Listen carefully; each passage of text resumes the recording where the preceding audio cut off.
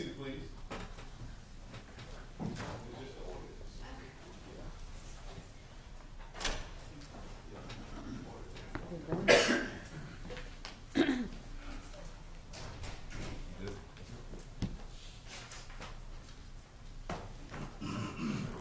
Kathleen, good morning.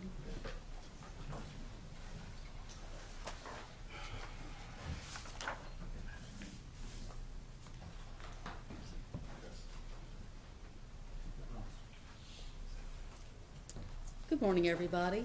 Morning. We're ready to resume court. The defendant's in the courtroom. Matter of housekeeping, Mr. Sharon has had produced a list of the jurors, the full names of the jurors for the hardship, and it's consistent with and follows the way that they were called and gave their testimony. I believe all of you have received a copy, and sometime if you'll review it, if there are any changes that need to be made. I'm not going to, I think Mr. Phillips has a copy, but Brian, don't file it until after they've had a chance in case we need to change something on it. So try to do that today so that we can get that bit of housekeeping taken care of. We have 3 more hardships. I think it prudent to go ahead and take care of that this morning. Are they ready to come in? Okay.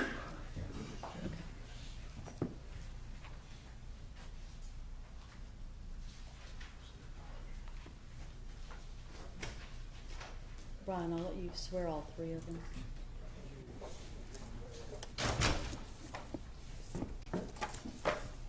I think I didn't bother to say I hope y'all had a good evening, but I did.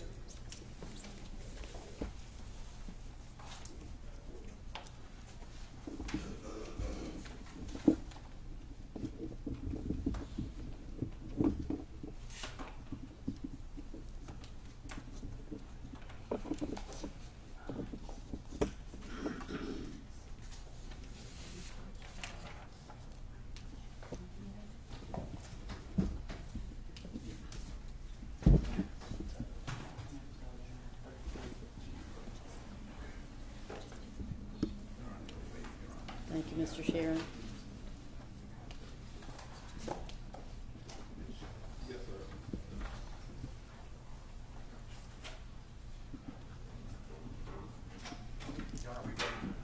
Yes, sir.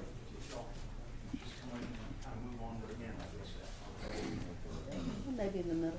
I think middle is good. I thought there were 3. Well, I was mistaken. There are 2. Okay. Gentlemen, if you would stand and raise your right hand, the clerk's going to swear you in. Do you solemnly swear or affirm the testimony you shall give to the court unless you know that it will be the truth, the whole truth, and nothing but the truth, so help you God? Have a seat. Let's see. I'm going to start with you first. Would you give me your initials, please? Me? Mm-hmm. MWT. And what would you like to share with us? Well, I am getting married on the 24th of September. Congratulations. Oh, yes, I can say that to you. Best wishes to your bride. Thank you. She's under a lot of stress right now, but we'll get there. So, yeah, right now we're leading up to the marriage. My family's coming on Sunday, and then we're going up to North Georgia. I just moved from Athens less than a year ago. But yeah, the wedding's somewhere up there, and then we're going on our honeymoon October 2nd and get back the 12th.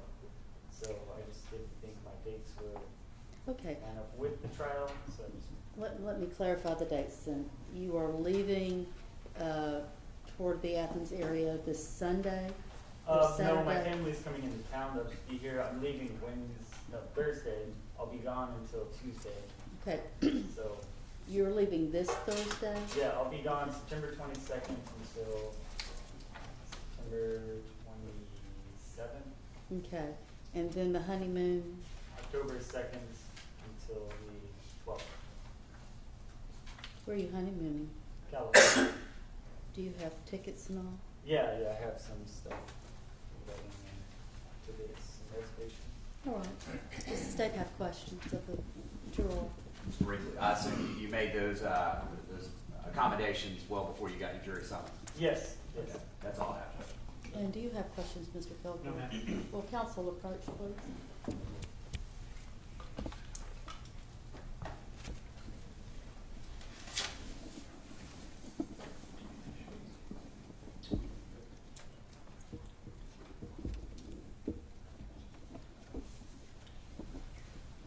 I kind of did y'all backwards, if you don't mind kind of stepping over the juror and going through that door. Mr. Pardee's going to meet you, and he will give you your next directions. Okay. And I hope you have a long and wonderful. Appreciate it. Thank you. Yeah, the deal is, if you look at your spouse and they're not smiling, you need to do something different. Okay. I appreciate that. Well, for her too. It's good advice, if you can do it. All right, and I know you're on our panel, but do you mind giving me your initials again? SCG, Your Honor. Okay. What would you like to share with us? Well, Your Honor, my business, as a contractor, has kind of turned into more of a handyman service with the housing market and everything. So, I'm under the circumstances. My wife and I, we've got one of our dogs right now that's got cancer, and I'm having to come home and help her take care of the dog. And just like yesterday, between yesterday and today, I'm probably going to lose, 5 or 6 jobs because I'm not able to do them. And if this case draws out, like that, and I'm involved in it, I could lose almost all my business. Just over the years, I've tried to build a small, handyman. I feel like it would create a financial hardship on me and my family. Do you have questions? No questions on that topic, Judge. We can approach in a second. You may. It's not that I don't want to serve, I just got to thinking about it yesterday. I think it'd be really hard for me.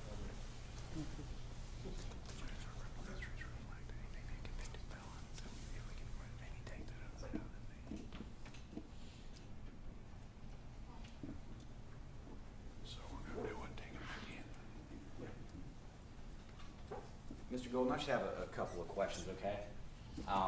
Not needing to embarrass you or anything like that. We ask everybody if you know anybody, if you have, know anybody who's been arrested or convicted or anything. And both parties have access to criminal histories and things of that nature. Just to make sure, have you ever been convicted of a felony in the state of Georgia? Well, years ago, I got in a little bit of trouble that I thought was guarded under the First Offenders Act. Okay, and that was going to be my question, because some of those things still show up on what we have, and so it's not clear sometimes as to whether you had first offender or not. So that's why I wanted to follow up. So you received first offender on, I guess it was 1989, something in Gwinnett? Yes. Okay, and did you successfully complete it? Yes, And so that's been discharged from your record, correct? as far as I know. Okay, so as it stands right now, you're not a convicted felon, correct? Right. As far as you know? Okay. That's all I have, Judge. Mr. Kilgore, do you have any questions? No, ma'am. Do you all want to ask any questions about the financial hardship situation with the prospective juror? I have no questions. Do you, Mr. Kilgore? No, ma'am. Gentlemen, come forward.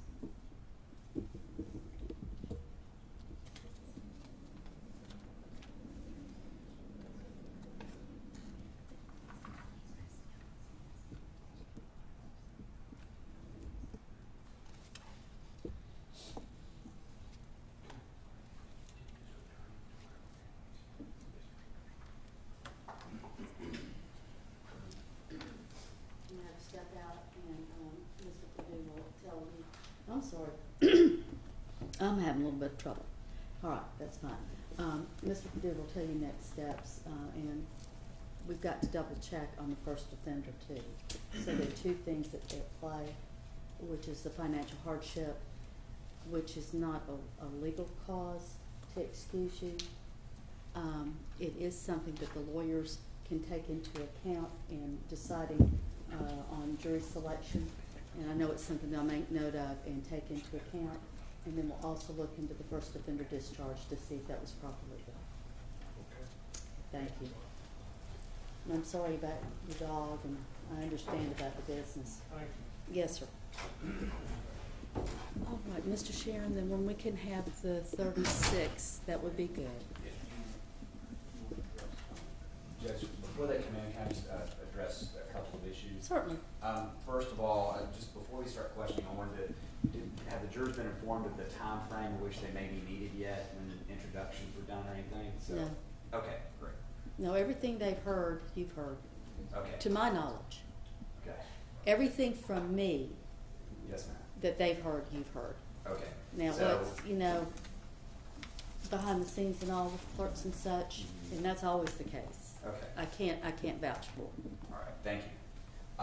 Also, that's why you moved the microphone away that time. I know some people were actually hearing our conference yesterday, so I was gonna see if there was anything you could turn off, but I don't know if it has a switch. But I think I asked people behind us and they could not hear it this time when you moved it away, so. Well, just keep reminding me, because I'll forget. And one thing, I know that there is a microphone up there for our bench conference. I don't know if the media is playing that or if they're recording it. I brought it to the defense's attention. I don't have a position on it really. I just wanted everybody to be aware that that's there, and so. I thought when we, okay, which one? This one? Yes. This one is the court reporters. But there, I do believe there's a mic for the media. Is it this one? Yes, ma'am. But I told them yesterday, you all yesterday, that you were not to record anything relating, I believe I said bench conferences, but if not, I mean that. And also, when we're out of session, and you're bound to follow that, right? Yes, ma'am. Okay. Is that helpful? Yes, Judge, thank you very much. If I could just clarify, what you're telling me is when we have a bench conference, that mic is to be cut off. Yes, That's correct, yes. yes. And then when we adjourn or take recesses, the mic is turned off, particularly so the defense can talk to their client without being recorded, because that's critically important. Any other concerns? Nothing, Judge, from the state. Well, I want to say thank you. Thank you. Yeah. All right. Now, we're bringing them in as 36 or in 12s? 36? I think 36. That's what I had in mind for the generals. And then we'll do individuals in panels. Okay. Please. I believe they're ready, Judge. I believe we're ready. That's a happy coincidence.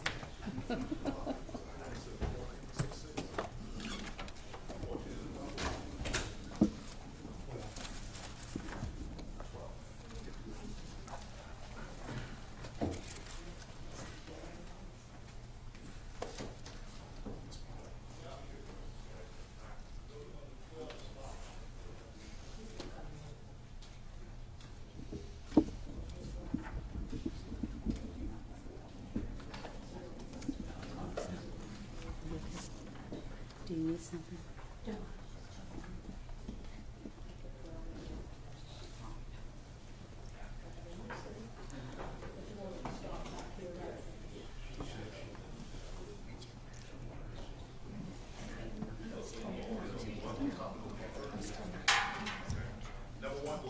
So, then remind me when we need to go to the office of the member.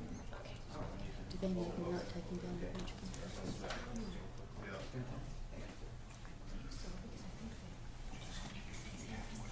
I'm gonna call them up anyway. Once we get the jurors settled, I'm gonna call them and tell them, yeah, we're not taking down the bench conferences. And so we'll have to build them, and, we'll just have to manage that. There's a minute before the jurors come up. Council, just be aware, the court reporter told me that she is not taking down the bench conferences.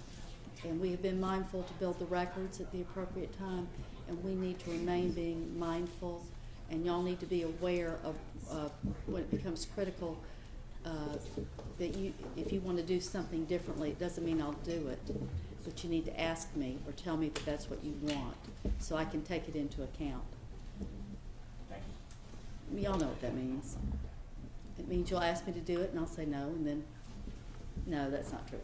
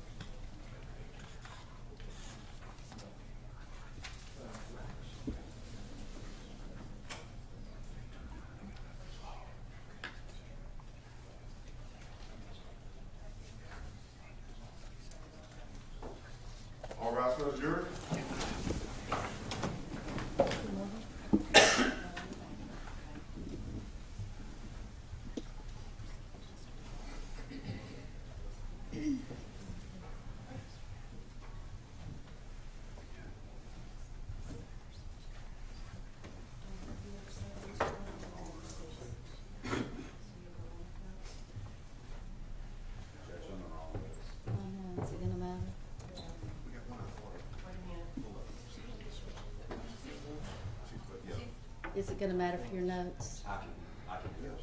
Judge, we would ask that if they don't mind, if they would sit in the same place they were yesterday. if we Yeah. got charged. Yeah, we need to flip rows. I'm sorry, Judge, they told me you wanted it flipped. Oh, I well, questioned that, but, it's okay. It's just not any, okay. if y'all don't mind flipping, Yeah. it'll all work out. The Just, first row of you come back out. just kinda, or however, get where you started out yesterday.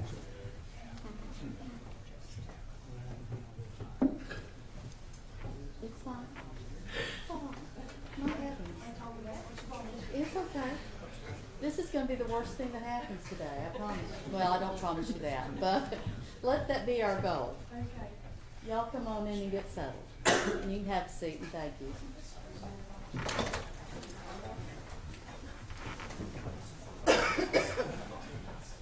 Perfect, thank you, Paul.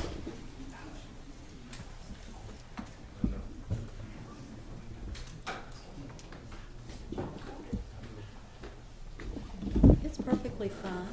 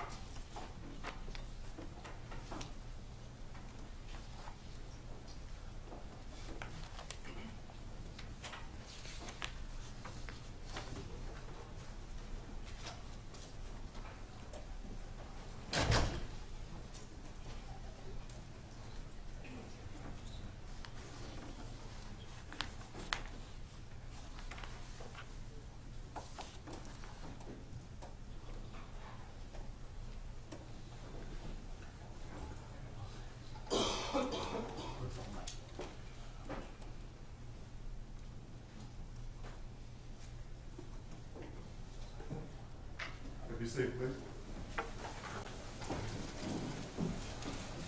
Ladies and gentlemen, good morning. It's good to see you again. We're ready to resume the jury selection in the case of the state of Georgia versus Justin Ross Harris, General Bill of Indictment 143124. And yesterday we accomplished a significant amount of work. We got you all in panel, and we went through the statutory questions and my general questions. And now we're going to move to the stage of the jury selection process where the lawyers are going to ask you questions. And I want to give you an orientation about that first so you'll know what to expect, and to give you some instructions should certain situations arise for you. The lawyers' questions can ask you about, the lawyers can ask you about personal experiences you or people you know may have had, and your work and family background. They can ask you about possible emotional reactions to the subject matter of the case and things of that nature. They can ask you background questions, experiences you may have had or know about that might relate to your ability to serve on this case in a fair and impartial manner. Answers to these questions do not necessarily result in disqualification. Be aware of that. You are under oath, and it is your responsibility to be as truthful and candid as you can be. If a question relates to something you consider to be private in nature, you do have to answer the question. It's your responsibility as a citizen and under your oath. Having said that, if a question is asked of you and you do have an answer to that question, but you consider it to be private in any way, what you need to do is answer the question this way. Yes, that would be my answer, and I consider it private. We're going to make a note of that. And then at the appropriate time, I'll create as private an environment as I can for you to be able to answer the question, not in the presence of everybody, but with fewer people there. And that will help you but accomplish what you're required to under your oath, and to make sure that there's appropriate information for these parties to select a jury from your number that can be fair and impartial in trying this case. I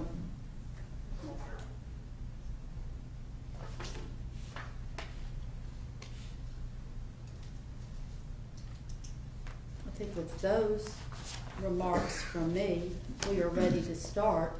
The general questions will be asked by the lawyers first. And what they'll do is they'll ask a general question, like the general questions I asked you right at the beginning of jury selection yesterday, when I put out one question to all 36 of you, told you the answer, and asked you to raise your hand by groups. That's what we're going to do first. And then we'll move into individual questioning, and that'll be handled in a different way, and I will explain to you how that's done when we get there. Human communication is interesting. It may be that somebody asks you, and I know it's probably happened to all of us, somebody asks you something, they think they're as clear as the clear blue sky, and you're just looking at them going, well, what in the world do you mean? Because I don't understand any part of that. Well, that's fine. Say that. Say, I'm sorry, I don't know what you're talking about. We're not going to be offended, and we're from different parts of the state. We may use expressions differently than you all use expressions down here. We're very comfortable with that, and we respect that. What we want to do is communicate well. And so if you find that you are asked a question that you're going, I really don't know what they're talking about, please be comfortable to say, would you explain that to me? There's nothing wrong with that and everything right about that. Because the lawyers are going to do the same to you. If you say something, they're going, could you explain that? It's because they're not following. And what we want to do is communicate well and respectfully, and that's what's going to occur. I just want you to be very comfortable as you're having this colloquy discussion with counsel, that you know exactly to be comfortable, to listen carefully, to answer truthfully, and if something's not clear, please let it be known that it's not clear to you, just as we will do the same with you. Now, we're going to start first with the state with general questions, and you may proceed. Thank you, Thank you, Mr. Your Honor. Gorman. Do you think perhaps it might be good to introduce yourselves again to the panels? Yes, for Judge. both sides? Yes, Judge. Good morning. Again, my name's Chuck Boring. I represent the people of the state of Georgia in this case, state of Georgia versus Justin Ross Harris.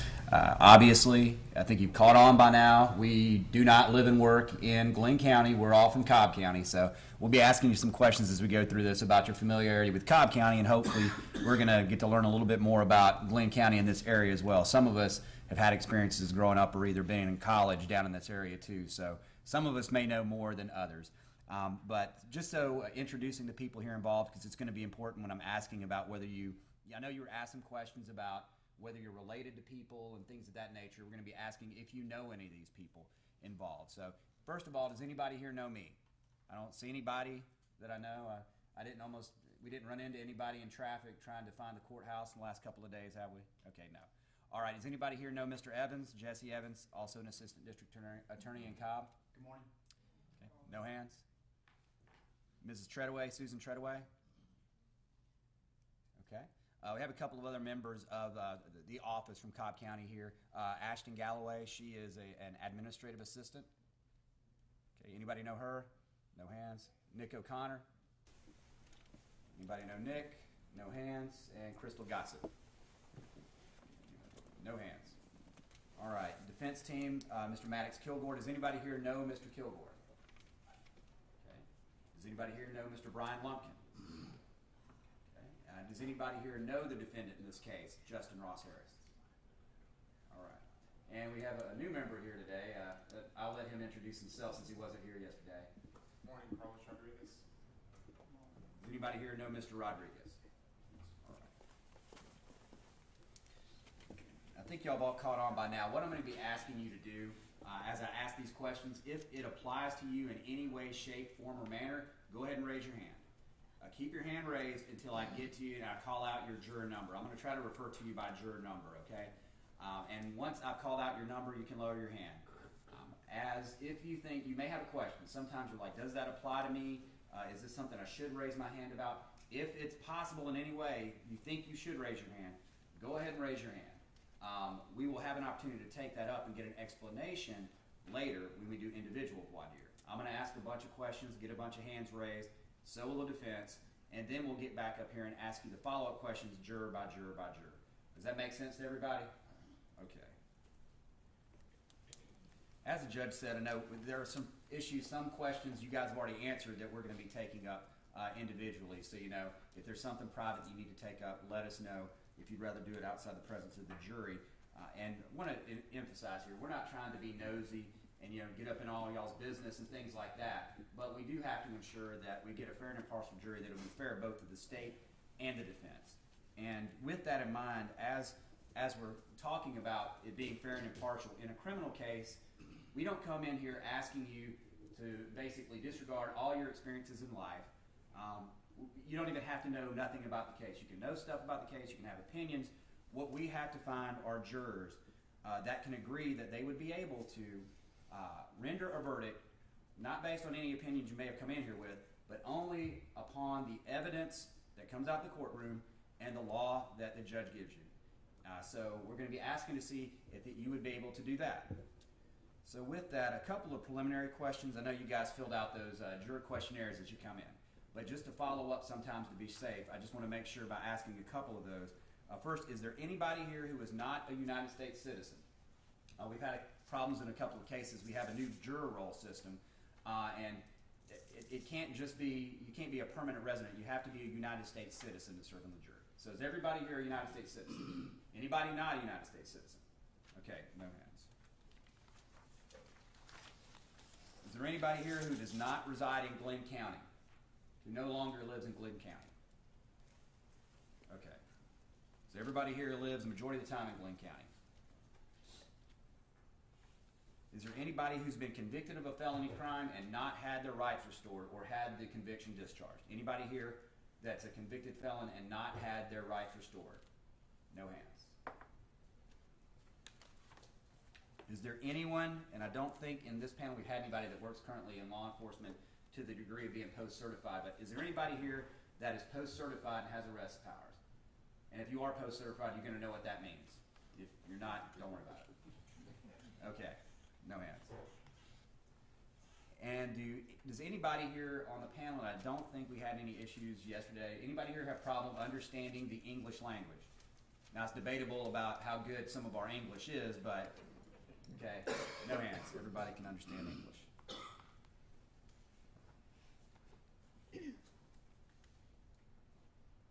Okay, I asked if anybody knew the defendant in this case. Does anybody here recognize the defendant in any way? If so, raise your hand.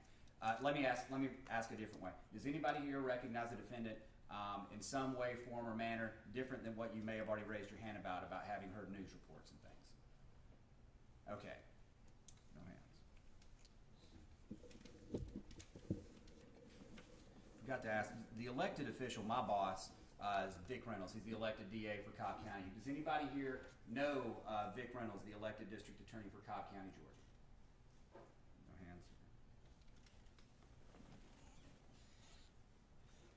hands. Okay, generally, asking about relationships, not just to us, but to other people in our field. Does anybody here in the jury pool know someone, either a family member or friend, that either is a prosecutor now or has been before? Is a prosecutor, either as a solicitor, misdemeanor prosecution, or felonies? Okay. Now it's my first opportunity to have to take notes on this, so bear with me. I'm going to flip through a bunch of pages. Okay, and that's juror number 5. Thank you, ma'am. Anybody else in the first panel? Second panel, okay, that is going to be Mr. Cherry. Thank you. Anybody else on the second panel? No. Next question, is a prosecutor the same thing as a lawyer, or is that different? A prosecutor is somebody who actually prosecutes criminal cases.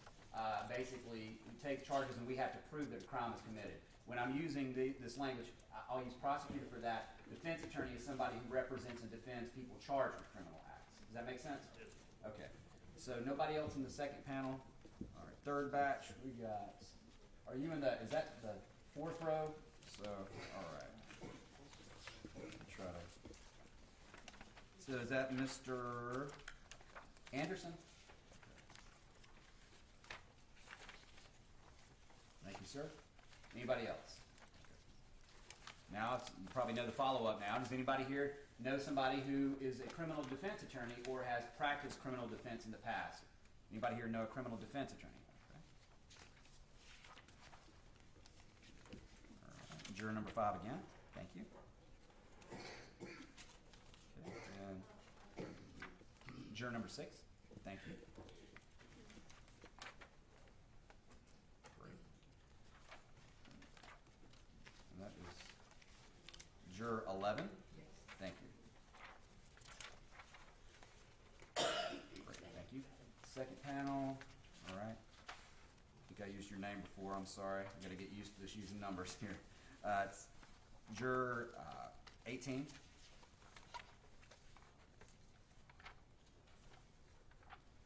And let's see. Third panel. 1, 2. Is that juror 26? 26, thank you. Look right beside you, juror 27. Juror 28. Okay.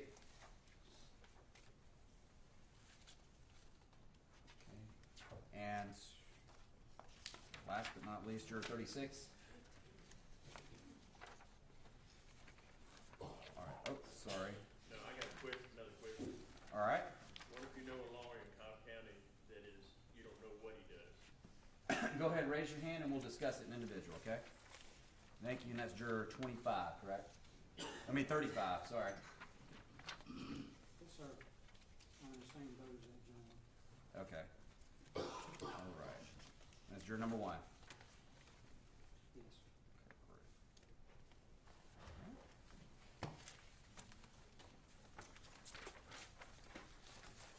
Okay, great. Okay, is there anybody here that either you, a family member, or a friend has ever been involved in any way with a criminal defense attorney's practice or firm or other related organization like the Innocence Project, Georgia Justice Project? Anybody here ever been, yourself, family member, or a friend, worked with one of those organizations or been involved, either donating money or time or something like that? Okay. We'll have a lot of follow-up in individuals. All right. Juror number 5, thank you.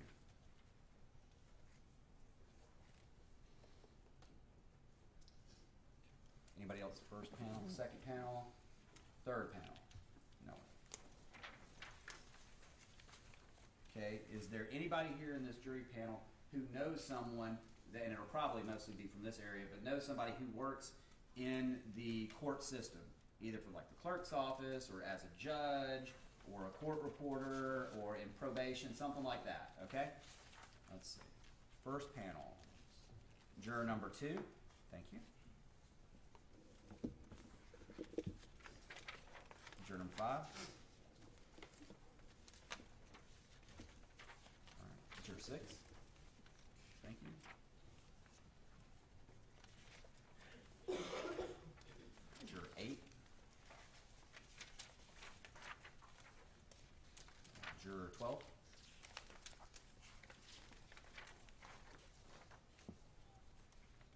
Did I miss anybody in the first panel? No. Second panel. And that is juror 16. Okay, your last initial C. Okay, you're 16. All right. So remember your numbers if you don't know. All right. I'll, you may not have been given them, so all right. You can see juror 24.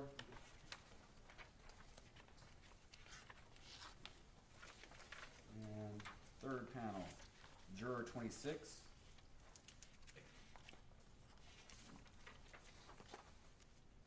Juror 28. Is that correct?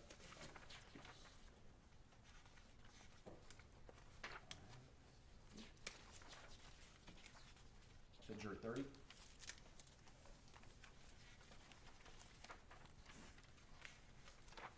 All right, last row. Juror 35 and 36.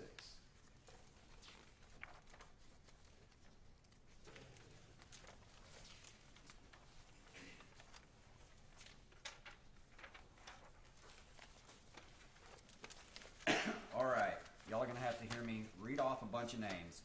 What I'm going to do, because this is a circumstance where most of these witnesses are going to be called that are either from Cobb County or around that area, probably don't expect many of you to know these people.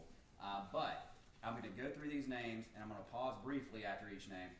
Once I read these names, if you believe that you know this person, please raise your hand. Now, there's a bunch of people's names on here.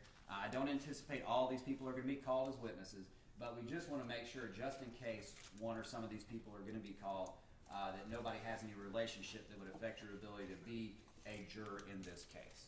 So I'm just going to start reading down this list. Philip Stoddard, Kenneth Adamczyk,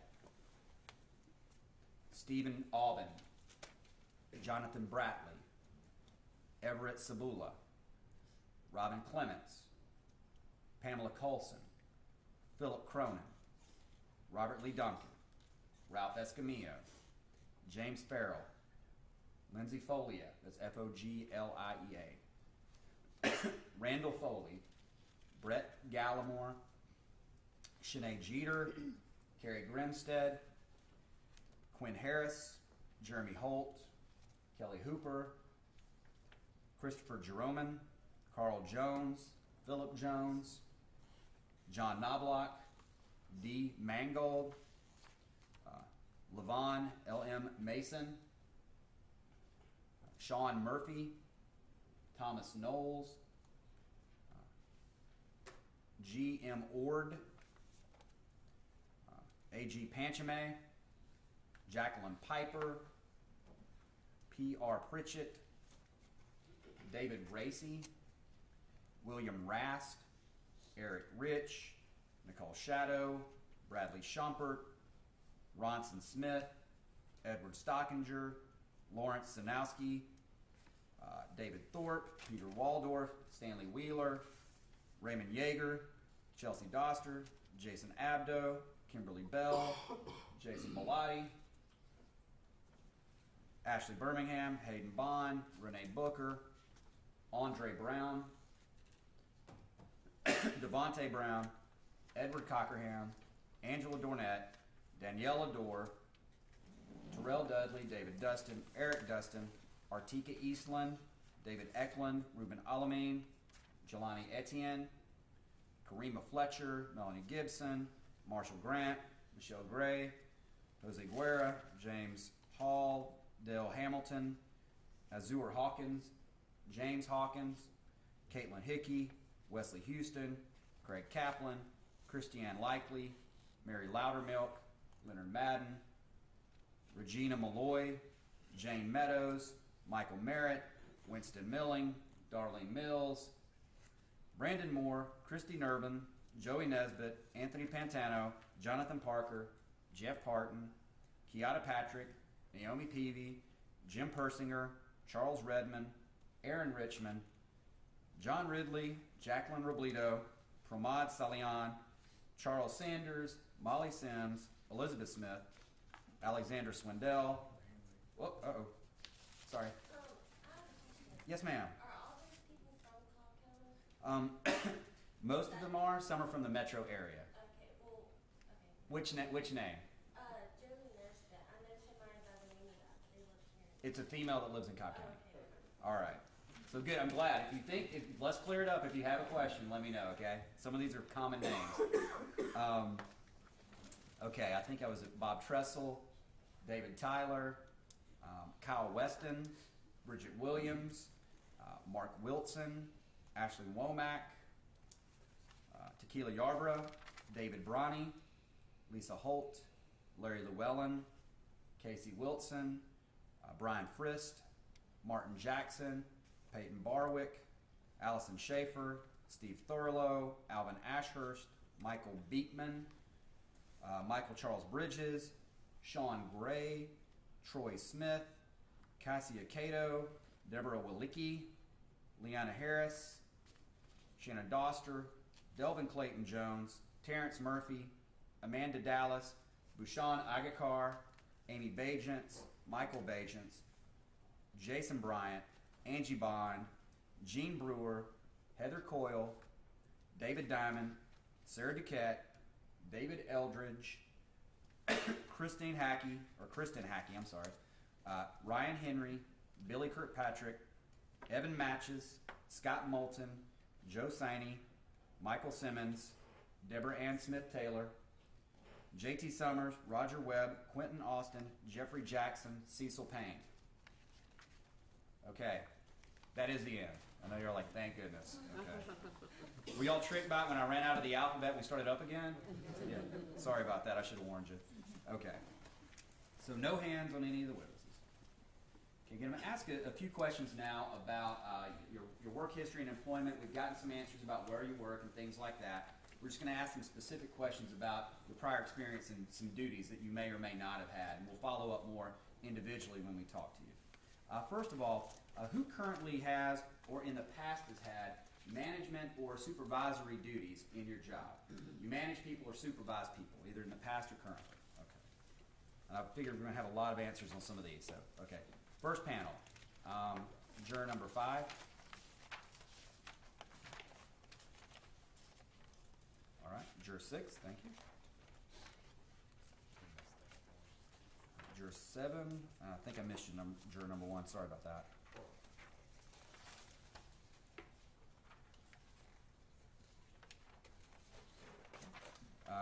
Picking up after juror 7, okay, going back, anybody else in the back row? Okay. All right, second panel. Okay, juror 13, thank you.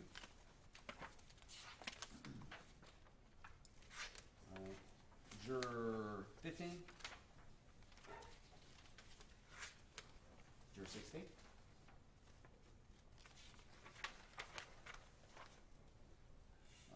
And juror 18.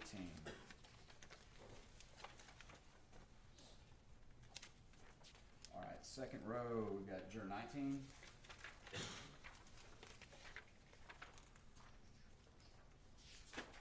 Juror 22. Yes, you're 22.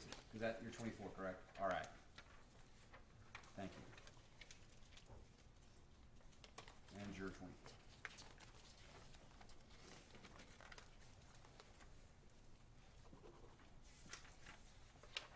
All right.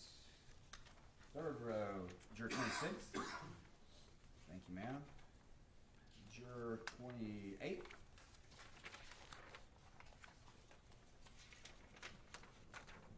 Anybody else in that row? Okay, last row, juror 31. Juror 32. Juror 33. Juror 35. Thank you. All right. Who here in this may be kind of around, like, some people can manage and supervise that don't have the ability to fire, so I'm going to ask this question though. In that capacity, has anybody here had the ability to work in a job where you had the duty or role and the ability to hire people and fire people, or hire or fire people? Okay, who here has had that? Okay, first panel. Juror 1, thank you. Juror 5. Okay, hold on one second, let me get back to you. I see you. Is that juror 3? Juror 3, that you raised your hand, right? Yes. Okay. Did you mean to include people that you hire or fire that work for you in your home? That's a great question. Well, we'll take it up. We'll ask you about it. You haven't raised your hand on anything yet, so that'll give us an opportunity to ask you something. All right. I know you're real excited about that, right? Okay. Okay, I got you, juror 5, thank you. Juror 6, thank you. All right, second row, no hands. Third row, or well, let me start not calling it that. Okay, second panel, first row. That's juror 14. Is that right? No, 15. All right, thank you. Juror 18. All right, second row, over in there. Juror 22.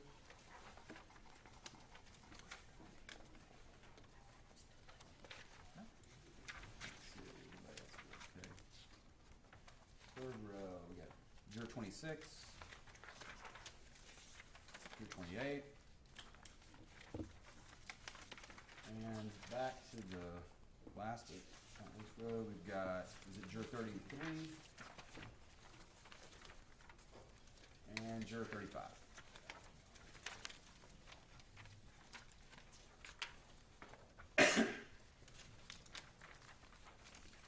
Okay, now I'm going to ask questions about whether you, a family member or a close personal friend, has ever had training or work experience in particular areas.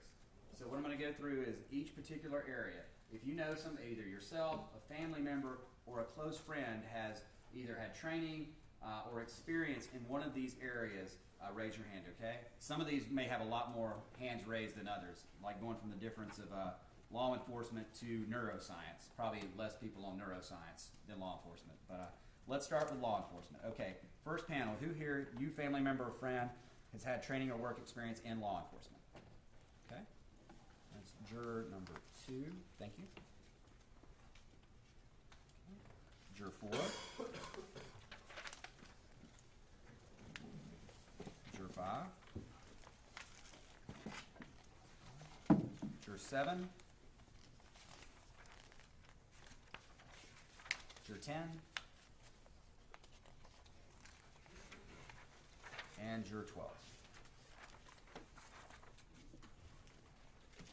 All right, second panel. You got juror 15, oh, excuse me, juror 14. Yeah, she had her hand up. Sorry. I got you too. Okay, juror 15. Thank you. And juror 18. Okay. Next row, juror 20. Okay, yeah, juror 20. Juror 21. Juror 22. Juror 23. Juror 24. Okay, next row, juror 27. Juror 28. Sure, yes. Go ahead and raise your hand. We'll talk about it a little bit after that, okay? So juror 28, juror 30.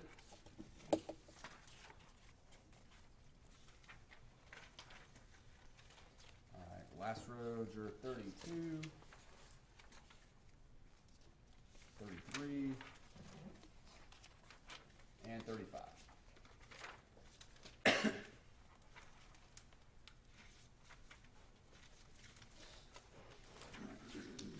Next, and probably maybe a lot more here than in Cobb County, although we do have a lot of military personnel in Cobb County. Here I know there's a good bit of people who have some military experience. Anybody here, yourself, family member, friend, have worked or have been in the military? Okay. It's going to be about everybody, I think. Okay. Okay, juror 1, juror 2, juror 3, juror 4, juror 5, juror 6, juror 7, juror 8, juror 9, juror 10, juror 11, not 12. Okay, all right, 1. All right, second panel. Okay, 13, 14, 15, 16, not 17, 18, okay, 19, 20, 21, 22, 23, 24. All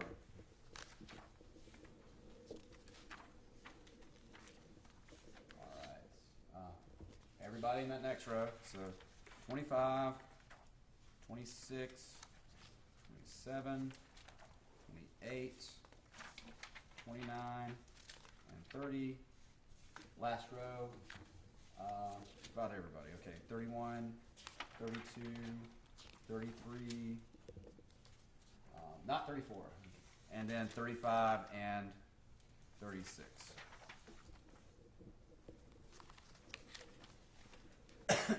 All right, who here knows somebody, and this is kind of expanding where I've had those questions about an attorney, whether it was criminal or state. This kind of expands it. Does anybody here, either yourself, family member, or close friend, ever worked or had training in the legal field? And what I mean by legal field is paralegal, people that went to law school and decided they didn't want to practice law, lawyers, no matter what they practice. It could be anything from real estate law to whatever. Somebody, your family member, friend, or yourself in the legal field and legal training. Okay. All right. Juror 1, Juror 2, Juror 3, Juror 5, Juror 7, Juror 8, Juror 10, Juror 11. All right. Second panel, Juror 17.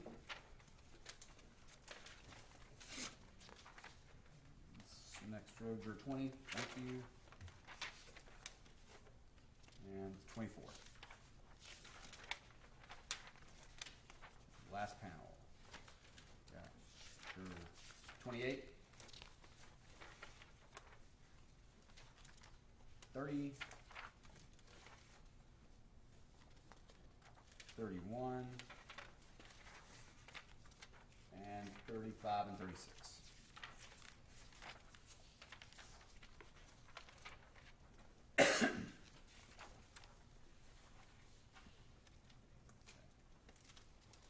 All right, how about people, do you know anybody who works in the medical field?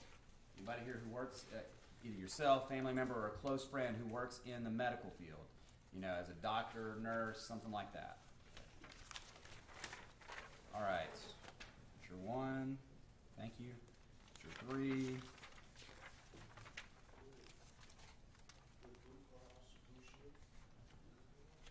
It's like insurance? That's not what I'm getting at.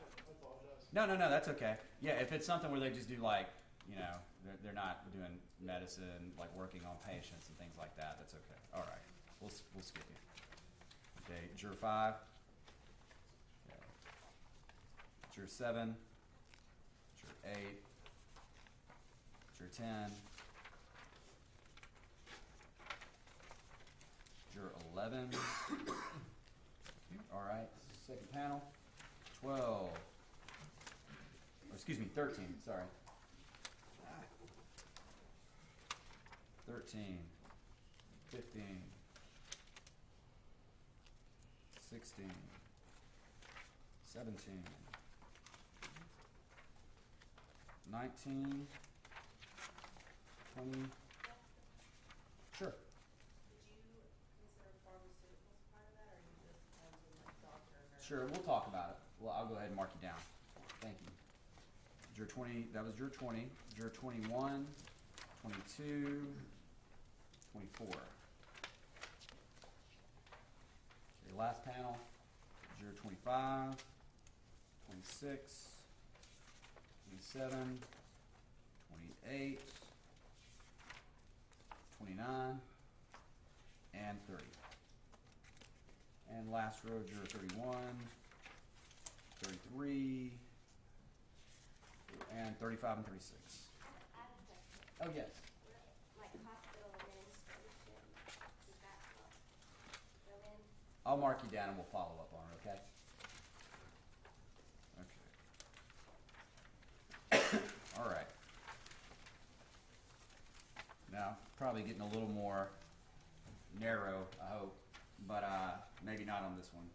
Mental health. Who here, either yourself, family member, or friend, works in mental health? And that can be psychiatry, psychology, counseling, things of that nature. Okay, let's see. Juror 5. And by the way, I don't mean like you're in college and you took Psych 101 just to get some credits. That doesn't count. I did that and I don't remember anything. So, okay. Juror 7. Juror 8. Thank you. Juror 10.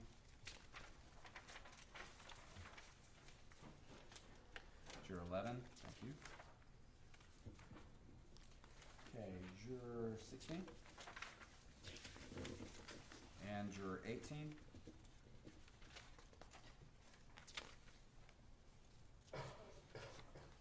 Yes. Does that include someone? I didn't mean to jump. Does that include anyone that has a degree in psychology? I think that would count. Yeah, any specific type of training like that as well. It's more than just introductory stuff. Okay. Let me go back to you. Juror 2. All right. Thank you. All right. I'm sorry, that's when the judge was talking about not explaining an answer well, that was probably an example. So does anybody need to raise your hand that I didn't get other than Juror 2? Okay. Let's see. Juror 19. Juror 20. Juror 21. Let's see. We got any, Juror 30 on the third row.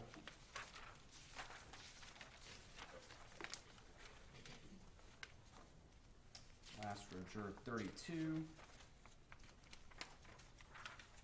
And Juror 35 and 36.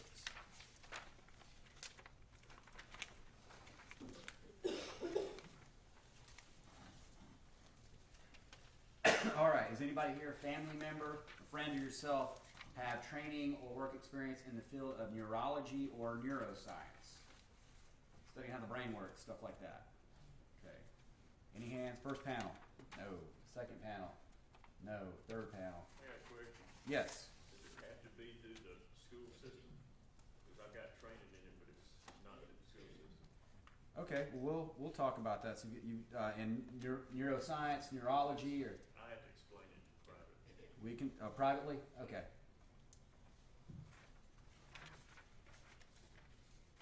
All right. Thank you, sir. Okay, I like that question better. Very much fewer hands.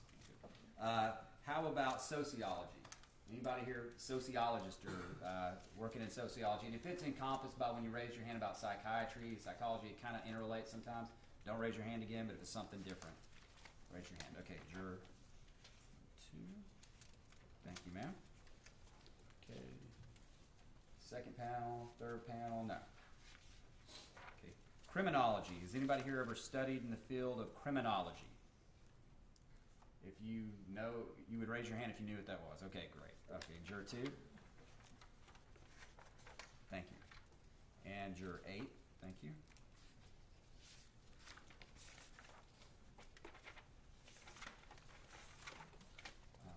Second panel, no hands. Third panel, Juror 30. One question, Okay.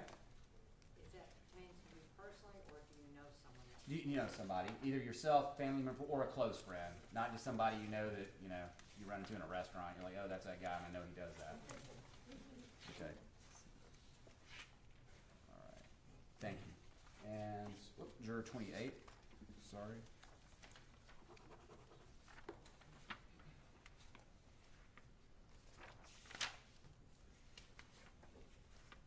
Anybody in the back row? Oh, sorry, I missed Juror 22.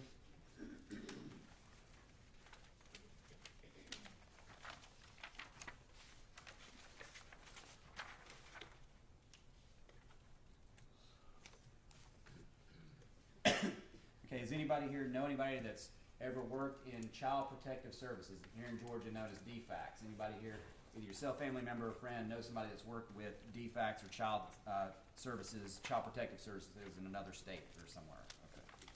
Okay. Juror 8. Juror 5.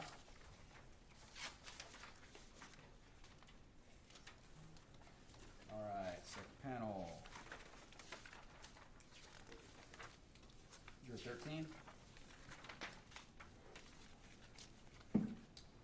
Juror 16. 17. Juror 19. I think a lot of you who work in the school system probably raise your hands on this. All right, Juror 23. Juror 26. Juror 27. No, excuse me, 28.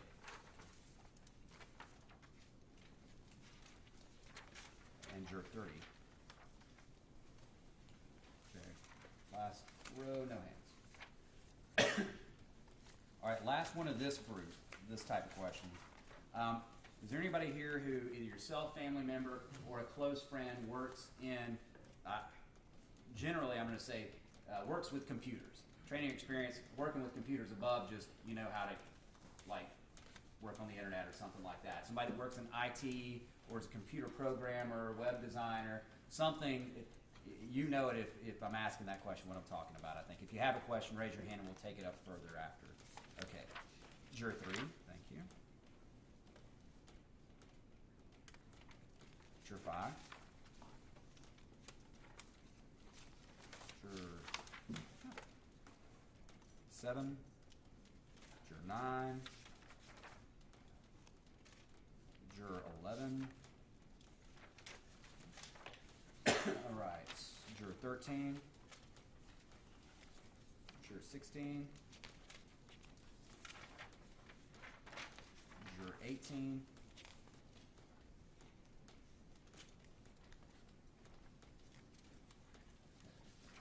Juror 22. And Juror 23. And last panel, Juror 25. Juror 28.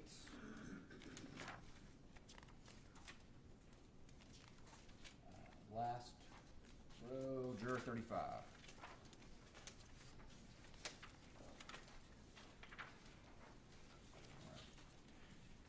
Is anybody here who holds a professional license or has in the past? Either you're an attorney and you have a license to practice law, you're a doctor, licensed to practice medicine, I think realtors have to have licenses, things like that. Is there anybody here who holds a professional license for your job or has in the past? Okay. All right. Juror 3. Juror 4. ASC's certifications, What's that? I'm sorry? certification, automotive service excellence. We'll talk about it. That's good. Thank you. I'd rather be over-inclusive than under-inclusive, so. Is that a word? Oh, well. Okay. Juror 5. Juror 6. Juror 8. All right. Now here, Juror 13. Juror 17.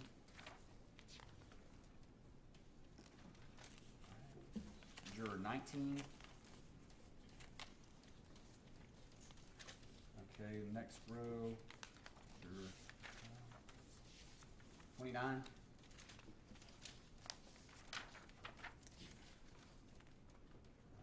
And Juror 36.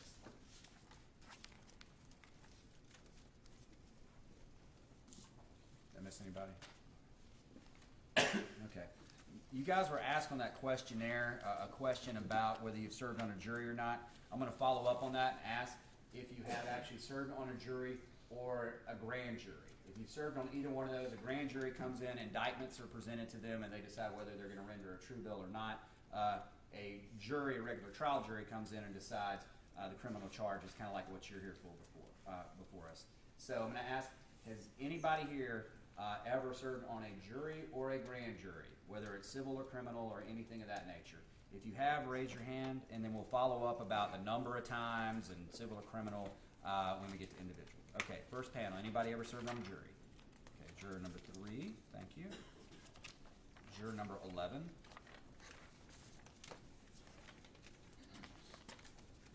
Second panel, juror 13. Juror 17 and juror 18.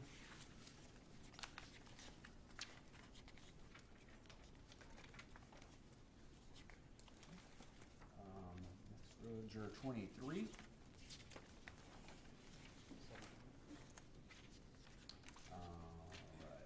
Sorry, I don't have my glasses on. I should have put them on. I'm getting kind of screwed up sometimes. Somebody's hand behind somebody. I can't tell if it's theirs or. So I've got you, juror 30.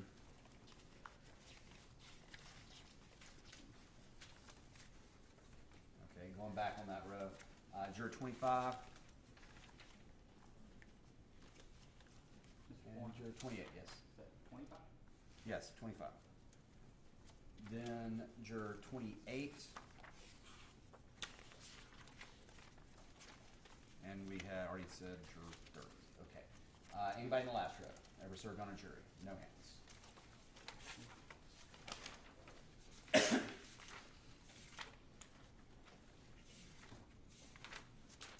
Okay. I'm going to ask you a couple of questions about fraternal or religious organizations and your involvement, things like that. Generally, who here actually belongs to or attends a church, a mosque, temple, or other religious institution? Who here attends that or belongs to a church? Okay. Let's see. Juror 5, thank you. Juror 7. Juror 8. Juror 9, thank you. Juror 12. And going back, also juror 6. I have a question. Yes, sir. Can you repeat your question? Oh, yes, sir. Does anybody here belong to or attend a church, mosque, temple, or any other type of religious institution? Does that make sense? Okay. Sorry about that. Thank you. All right, first panel's done. Second panel. 13. Juror 15. Juror 16. Juror 17. Next row, juror 19, 20, 21, 22, 23, juror 25. Is that rain? Oh. Juror 26, 28. 29 and 30.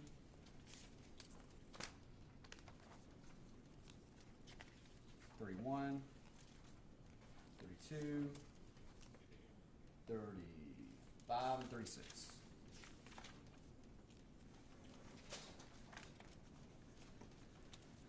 Okay, the kind of the fraternal organization aspect of that. Does anybody here belong to or participate in any professional fraternal type of organization and things like that? It could be, just for example, United Way, service organizations like Rotary, Kiwanis, Masonic Lodge, NRA, ACLU, things like that. Does anybody here belong to any of those organizations or active in them? And we'll follow up about what organizations and individuals. Okay. Juror 8, thank you.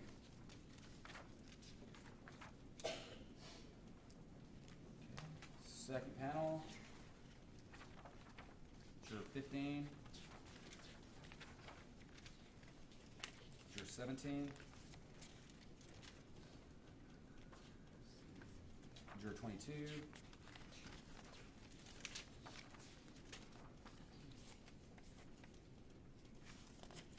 and anybody else?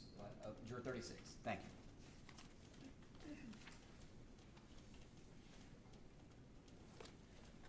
Okay. What am I? Yes, go ahead. I belong to it's not a thing like the Honors Club, but we do good for the community. It's a CMA, Christian Motorcycle Association. Would that be? I'm sorry, the court reporter couldn't hear you. She's trying to take down everything everybody says to make sure we get it on the record. A motorcycle group that does good for the community. Okay, a motorcycle group that does community service or good for the community? Okay.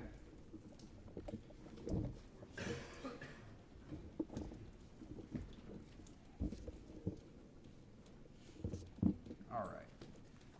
The next group of questions and things like that I'm going to be asking you is your familiarity with, I guess, technology, computer messaging devices, social media, and things like that, okay? So that's kind of where we're going now. I was going to ask, is there anybody here who usually or commonly uses a computer or laptop? I don't think these days that's the right way to ask that. Is there anybody here who does not regularly use a laptop or a computer or something like that? Anybody here who does not regularly use those type of things? Nobody in the first panel, second panel, third panel. Okay. Juror 25? Yeah. All right. Thank you, ma'am.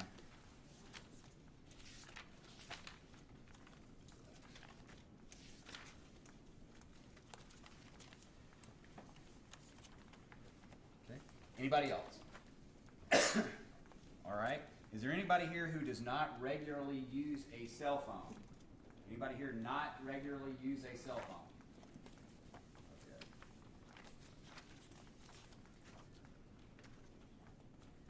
All right. Thank you, ma'am. That's turn 3. Anybody else? Second panel, third panel. Okay. Kind of a follow-up to that. Is anybody here who uses a cell phone, but you use that little flip cell phone so you can't get internet access? Anybody here use a cell phone, but it doesn't have computer technology on it? All right. All right. Juror 3.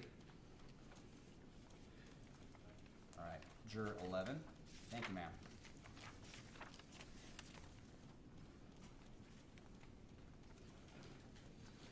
All right. Juror 25.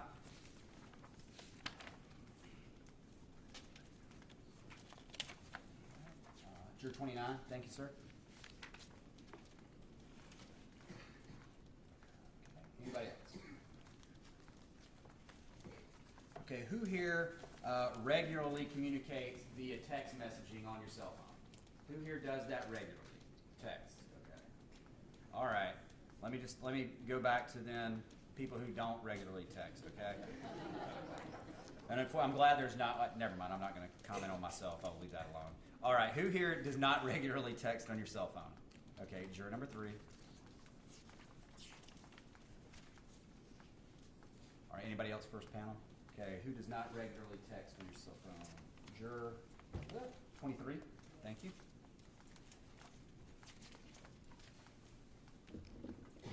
All right. And juror 25.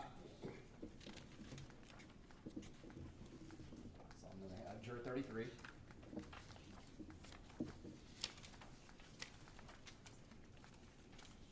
Anybody I missed? Okay. Okay, who here communicates with other people via not just texting, but cell phone applications like messaging services? Whether that's like on your phone, you've got Facebook Messenger, Snapchat, WhatsApp, things like that. There's not your usual texting, but you communicate via messaging on your phone. Okay. And that's juror 1. Okay, thank you. Okay. Juror 2, thank you. Juror 4. Juror 5. I guess it is raining. Wow. All right. Juror 7. Juror 8. Juror 9. And juror 12. Okay, second panel. Juror 13. Juror 15. Juror 16. Juror 17. Juror 19. Juror 20. Juror 21. Juror 22. Juror 23. Nope, not 23. Juror 24.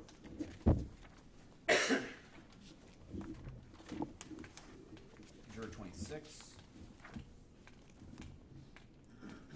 Juror 27, 28.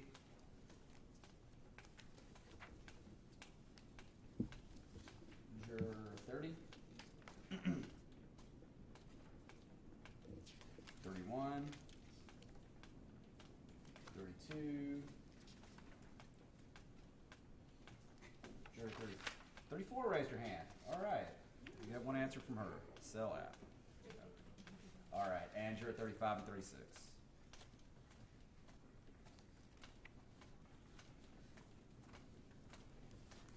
Okay. And just so you know, you probably feel better about this. I usually don't try to speak for the defense, but I'm handling a lot of the questions that they would probably ask, so they'll probably have a lot less, and maybe that'll make y'all feel a little bit better right now. But so we're trying to be extensive and go through and make sure we ask everything we can in case it's not covered by the other parties. Okay. Who here, I'm going to read off a list of websites or social media, I guess, groups or applications. I want you to raise your hand Well, the first one I'm going to say, raise your hand if you do not use this website. Okay? I think it'll be easier doing it that way. Okay? First one, who here is not familiar with or use Facebook? Okay. Let's see. Okay. 03.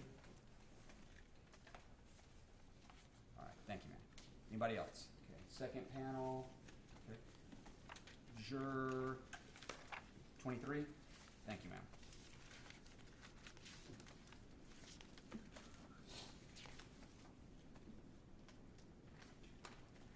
Okay. And juror 25. Anybody else? No one else. Who here is not familiar with or does not use Instagram? Okay. Figure at some point here I'm going to start asking it the different way, but we're still on the more people who don't. Okay. Does not use it. Juror 1. Okay. Juror 3. Juror 4. Juror 6.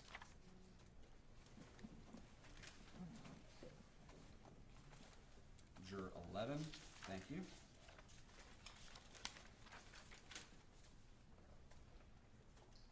All right. Let's see. Juror 13. Juror 14.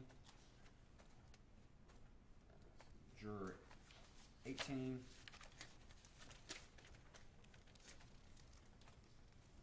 Okay. Juror 19. Juror 21. Can you repeat that? Okay. Instagram.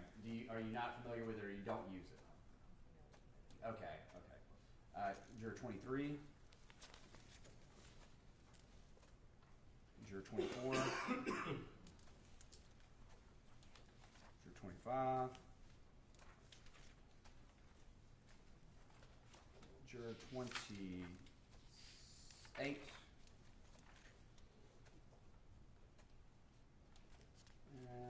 last row, juror 33.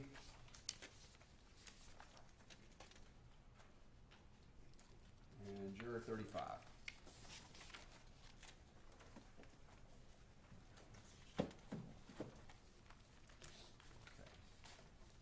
Okay. Craigslist. Who here, and I won't say, I'm sure most people have heard of Craigslist.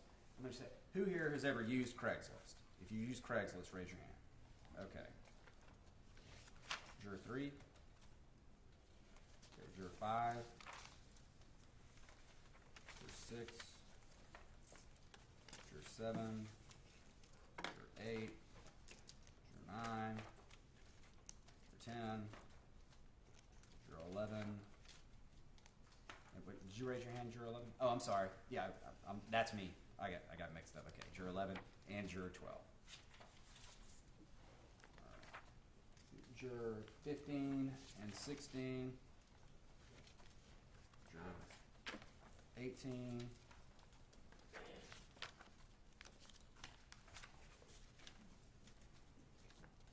Juror 19. Juror 21. Juror 24.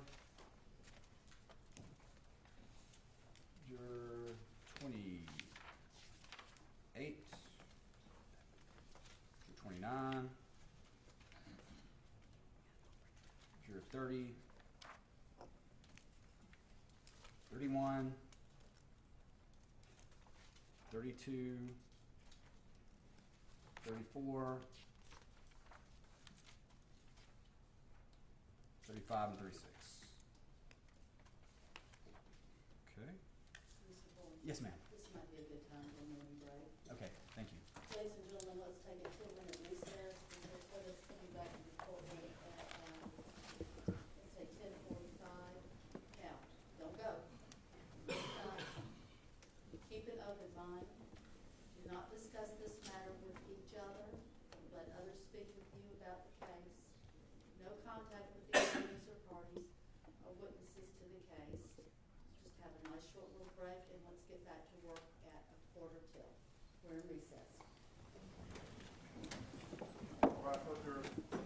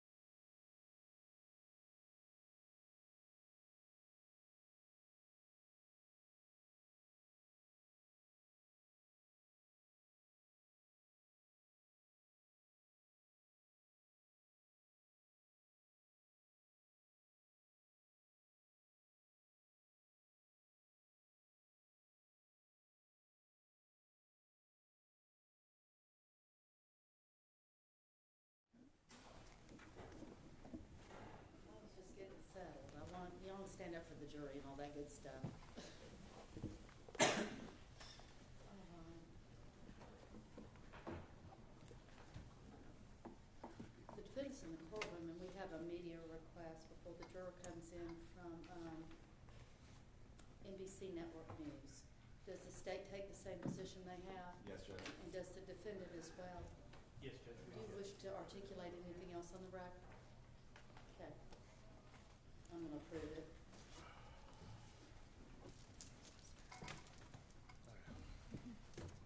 We're trying to round them up, they're all scattered. That's fine, it's like herding cats, isn't it? Mhm. I think one of them on the smoke break, so we got downstairs. Is there a place people smoke? That's probably where some people are.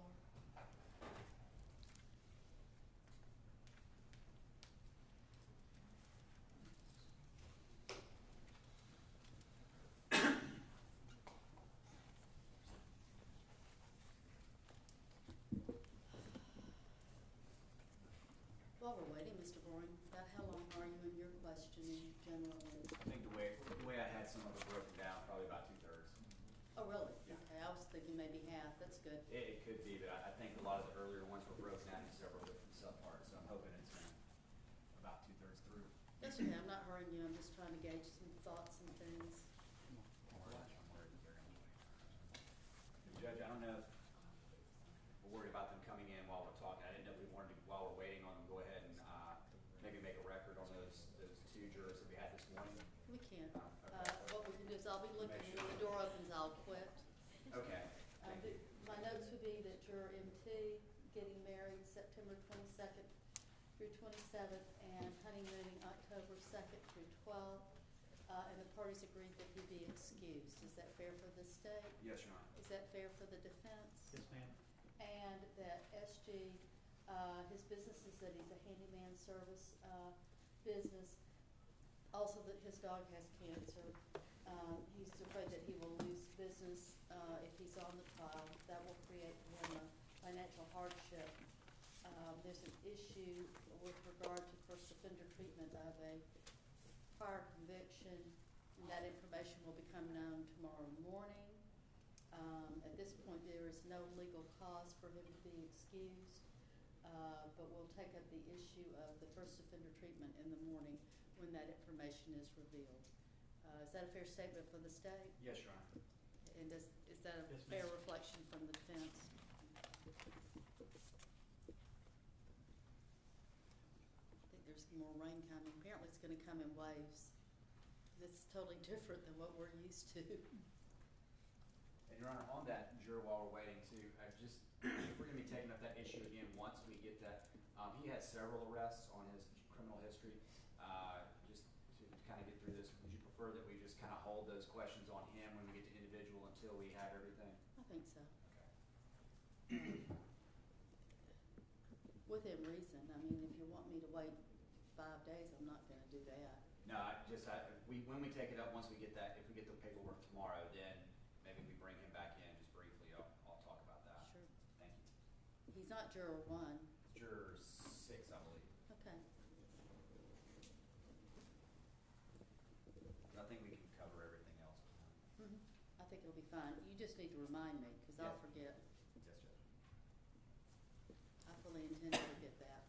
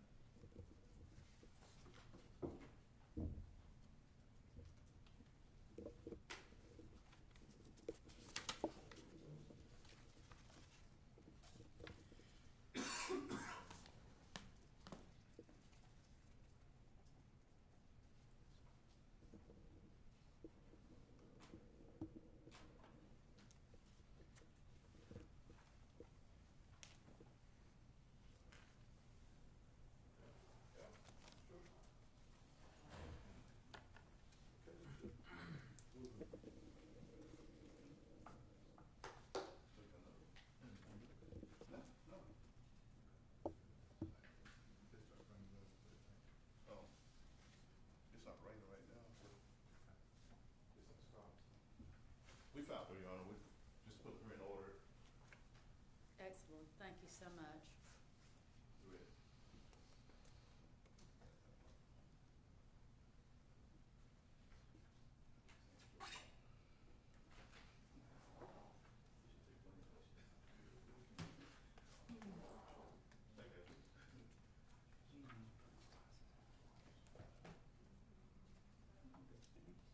All right, for the jury.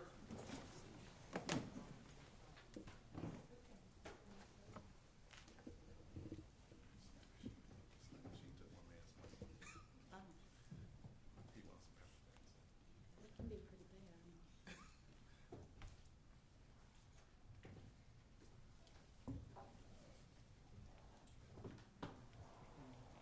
He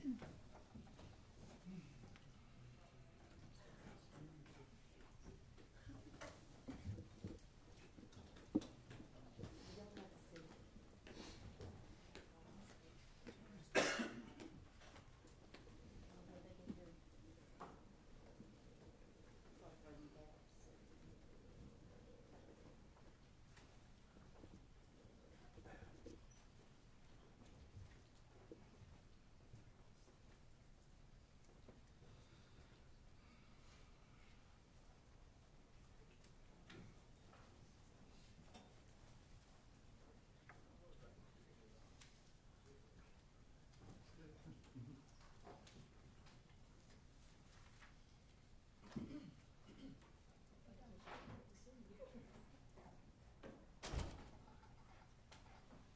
Be seated, please. Please be seated. Mr. Chestnut, we've got everybody, so we're not waiting on anybody at all. Perfect. All right, I'm sorry we had a little bit of an extra break, but they were wanting to identify, there's a little bit of a leak, and they wanted to identify it and get it fixed.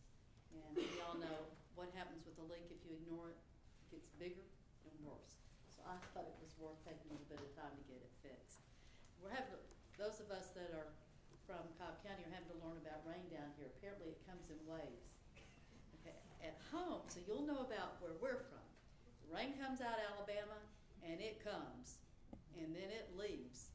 So apparently it's different here, and I think we're gonna enjoy learning a little bit about a different place. Mr. Boring, I think you're ready to resume. Thank you.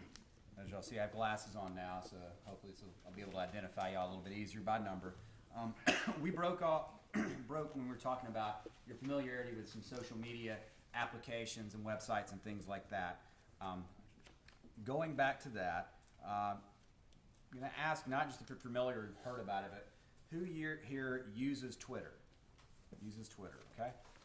All right. Juror 2, thank you. Juror 5. Juror 8. Okay. Juror 9. And Juror 12.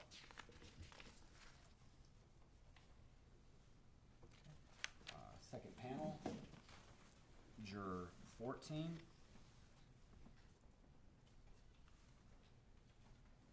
Juror 16.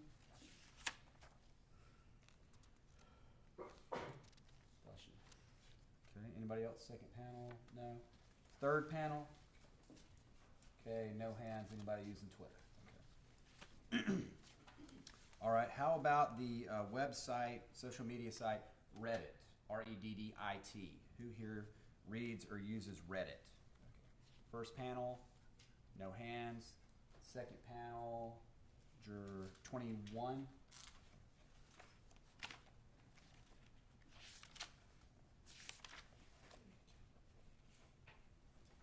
Okay, thank you. Anybody in the third panel? Okay, no hands. Okay. How about the social media application or messaging service Kik? That's K-I-K. Who here is familiar with that? Okay. Or uses it? Okay. Well, let me rephrase that. That's going to be confusing. Who here, because I think there are not going to be as many hands, is familiar with or has heard of the application messaging service Kik? Okay, we'll start with the first panel. Okay. Juror 2, thank you. Juror 7, thank you, ma'am. Juror 9. Juror 10.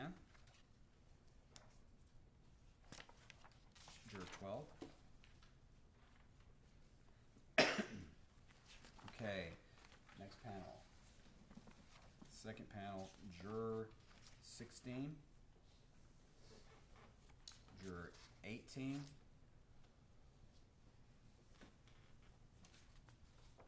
all right, anybody else second panel? Okay, third panel. Okay, no hands. All right, how about the website back page? Who here is familiar with or heard of the website back page? Okay, first panel, juror 2, thank you. Juror 10, thank you, ma'am.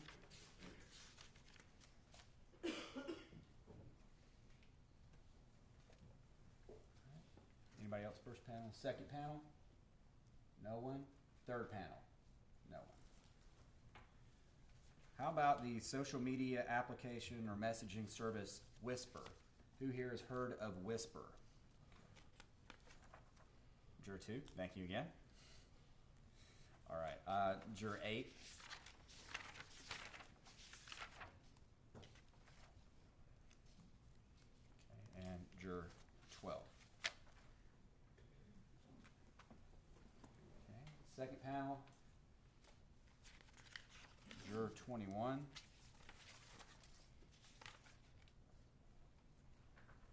Okay, third panel. Okay, anybody want to guess which panel of the three of y'all are the youngest? You can tell from the responses on this. All right. How about the social media messaging application Scout? That's S-K-O-U-T. Scout. Okay. Oh, I think I trumped y'all. All right. First panel, nobody. Second panel, third panel, no hands. Okay. Now let's see this one. Everybody's probably going to raise their hands, so we may have to ask it the other way. Snapchat.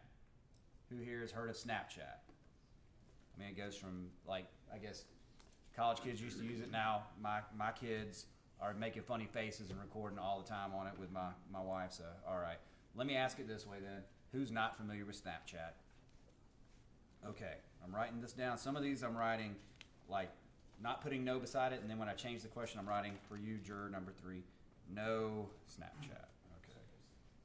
Is that just familiar or using? Let's say familiar with it. So if you're not familiar with it, okay. Okay, so juror number 3. Second panel. All right.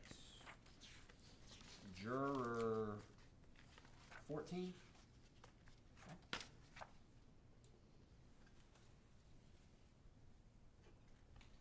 Okay. Juror 22.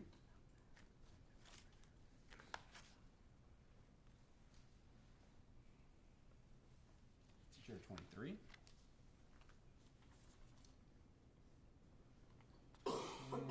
Juror 25.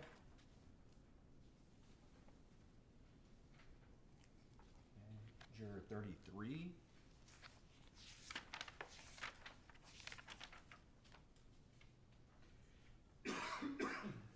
And juror 35.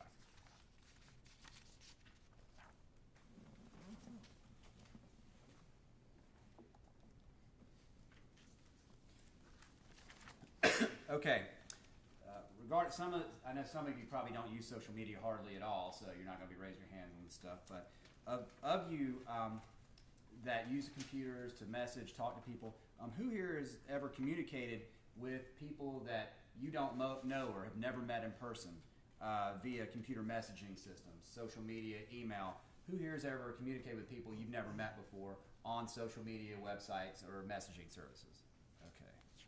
Again, we're going to have the younger crowd here, I'm sure. So, all right. Juror number 2. Okay. Juror number 4. Thank you. Juror number 5. Thank you. All right. Slow down here to make sure I get everything. So, juror number 6. Thank you. Not juror 6. I'm sorry. Juror 7. My bad. Juror 8. Juror 9.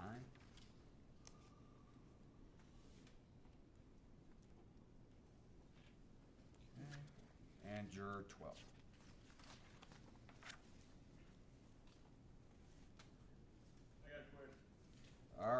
hold tight. Let me get these hands when I get back to you. We'll talk about it, okay? All right, first, now second panel, juror 17. Juror 18, thank you.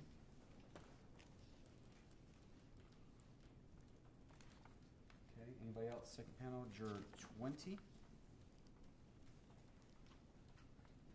Thank you, ma'am. Anybody else? Second panel. Okay, third panel. Okay, juror 31.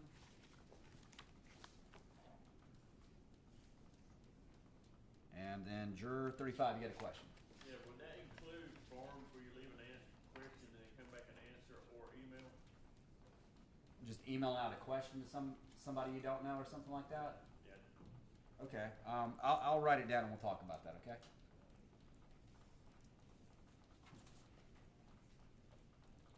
Okay. I'm going to ask, there are 4 different things I'm going to ask if any of you have ever done this or written these types of things or anything like that. And I know I'm not going to get a lot of answers out of this panel because it's more for people that are a little older, like somebody my age or a little older may have done. Who here has written a letter to the editor, like of a newspaper or something like that? Who here has actually written a letter to the editor before? Okay. All right, sure too. All right. Letter to the editor. All right. Juror 5. Okay.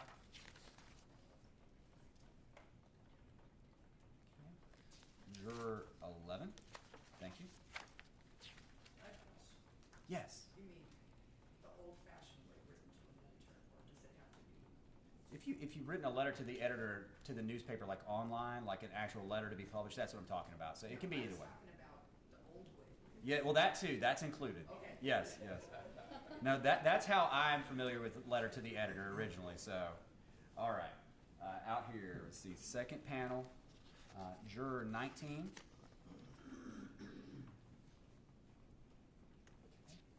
Anybody else? Second panel. Okay, third panel. No hands. Who here is? I don't know what your local like talk shows are, sports talk, political talk, anything like that. But you know, sometimes they give you an opportunity to call in and voice your opinion and stuff like that on the radio. Who here has actually done that? Okay, first panel. Who's ever called into a talk show or a radio show or a TV show and wanted to voice their opinion? Yes, ma'am. No, I'm just talking about you. Yeah, I'm not talking about anybody. If you got an uncle who's always calling up and getting on the radio show. We've got a guy in Atlanta, Wayne from South Atlanta, that always calls up sports talk. So, okay. All right, juror number 11.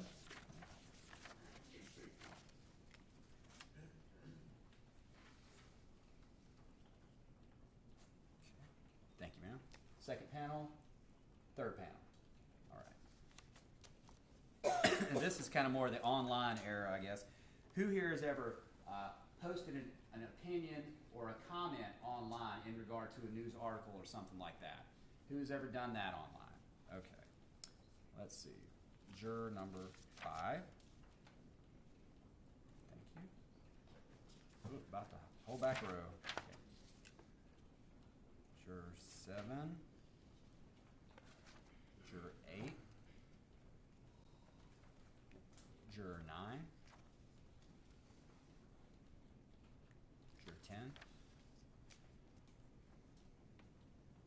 Juror 11.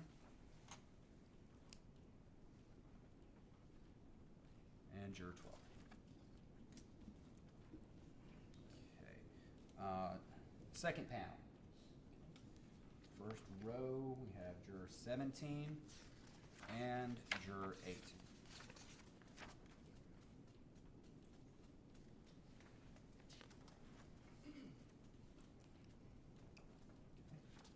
Second row, panel 2, juror 19,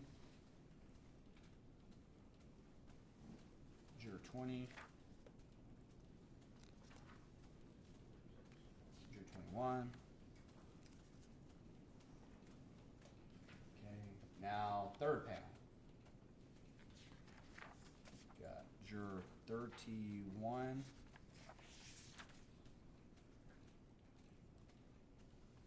Juror 32. And juror 36.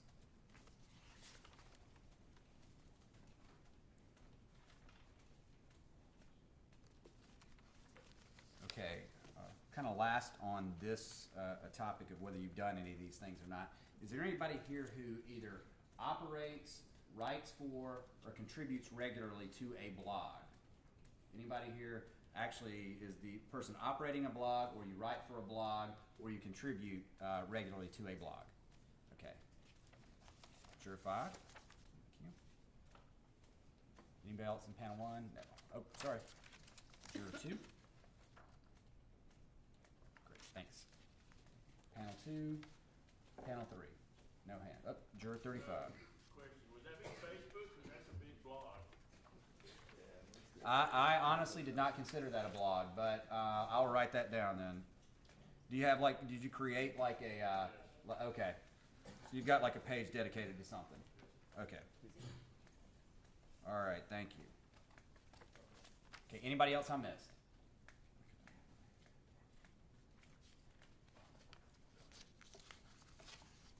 Okay, who here, and I don't mean just having watched it in passing, but who here regularly or enjoys watching fictional, legal related TV shows? Who, like Law and Order, CSI, Boston Legal, all that kind of stuff. See, in TV world, that doesn't happen, right? Y'all understand this is going to take a little longer than an hour? Okay. Okay. Let's see. Juror number 2, thank you. Juror number 5.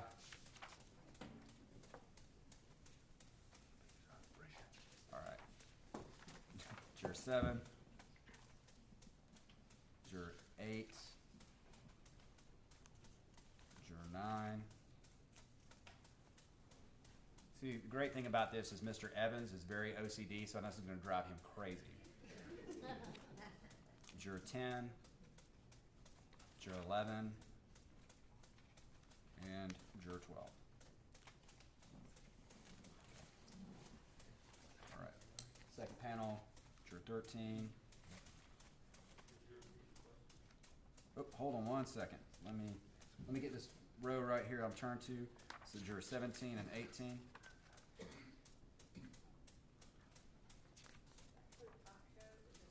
Yeah, I'm going to get to that in a second. This is fictional legal TV shows like Law and Order, CSI, Boston Legal, and I'm going to ask y'all an individual to tell me what it is you watch. I'm always get some answers shows I've never heard of, but we'll talk about political shows in a minute and stuff like that. Okay, so Juror 19, Juror 20, Juror 21, Juror 22, Juror 24,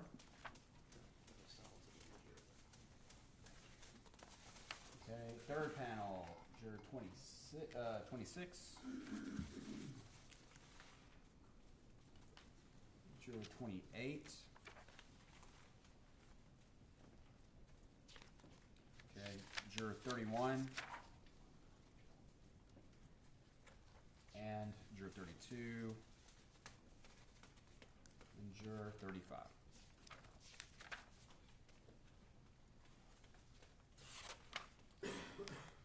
All right, I've broken this down originally into 2 questions, but I'm just going to combine it for sake of speeding this along. Who here watches more of a reality-based TV show or something that discusses legal topics? And that can be stuff from Forensic Files, First 48, to the talk shows like Nancy Grace, Anderson Cooper, and things like that. Who watches those type of shows? Okay, we'll look at the first panel. Okay. Juror number 2. Okay. Juror 6.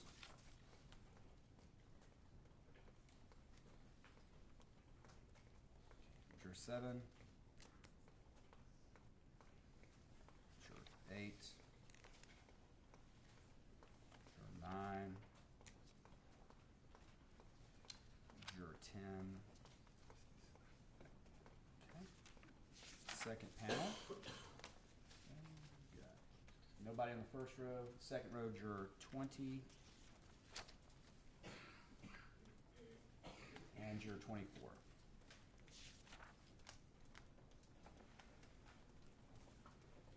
And last panel we have juror 31. Oh, I'm sorry, skipped juror 36, or excuse me, 26.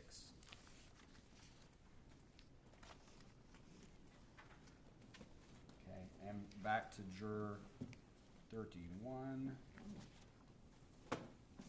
32, and juror 36.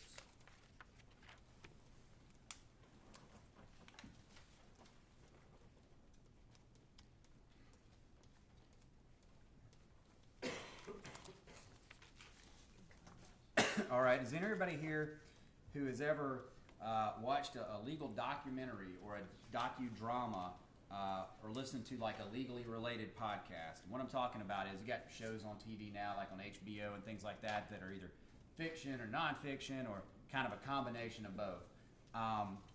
For example, like TV shows that Making a Murderer, People versus O.J. Simpson, which kind of tried to reenact the O.J. case, American Crime, okay, and like podcasts, AGC is doing a podcast called Breakdown, things like that.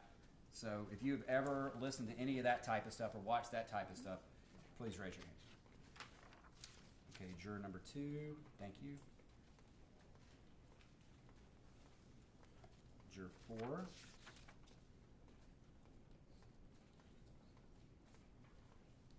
Juror 5.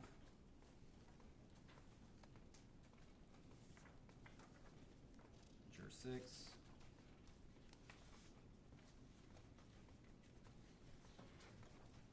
Juror 7. Juror 8. Juror 9.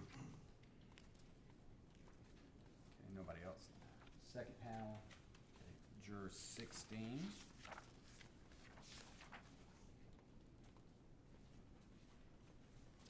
Second row, second panel. Juror 19. Juror 20. Juror 21.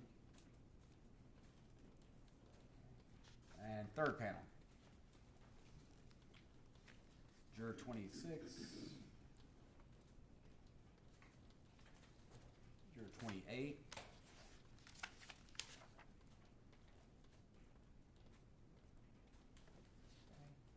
See, juror 31.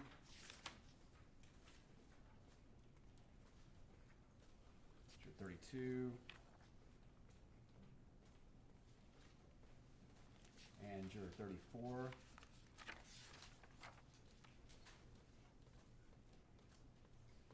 And juror 36.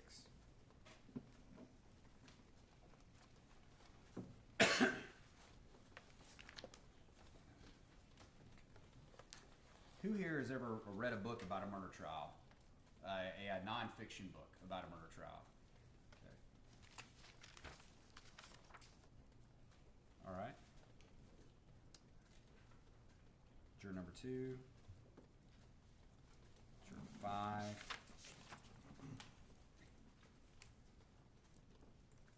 Juror 11.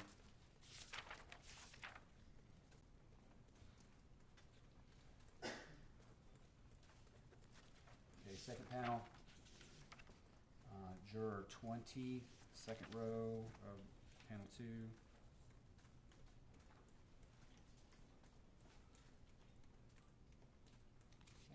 Anybody else? Okay, third panel. Juror 26.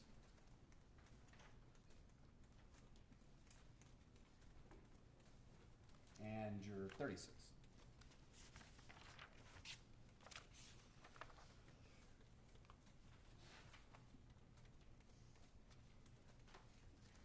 Okay, now I ask this question. I don't mean you just read a John Grisham book or something, but is anybody here really into fictional books that are about murder cases, crime novels, things like that? Is anybody here who's really into fictional books about that type of subject? Okay. Panel 1, panel 2, it's juror 21.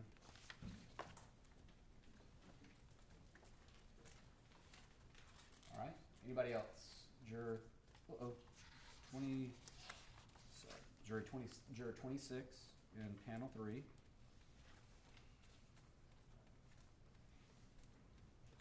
Juror 27.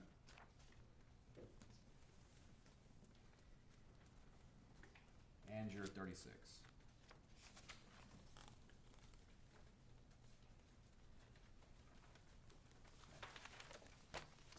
Finally, kind of on this kind of TV media knowledge about the legal system. Final question, is anybody here who's actually followed an actual criminal trial, either by going to court and being in a courtroom and watching the trial, or by keeping up with it on TV, not just seeing it in the news, but actually actively keeping up with it because you were interested in it? You know, we've had several of those over the years, from OJ to Michael Jackson to, what, Beretta? Y'all remember him too? So, okay, has anybody here ever gone to a courtroom and watched a trial or followed one on TV because you were really interested in it? Okay, juror 2. Juror 3. Juror 5. Juror 7. Juror 8. Juror 9. Juror 10. Okay. And second panel, we got juror 13. Okay. Second row, panel 2, juror 20. Juror 21. Juror 22. Okay. Juror 26.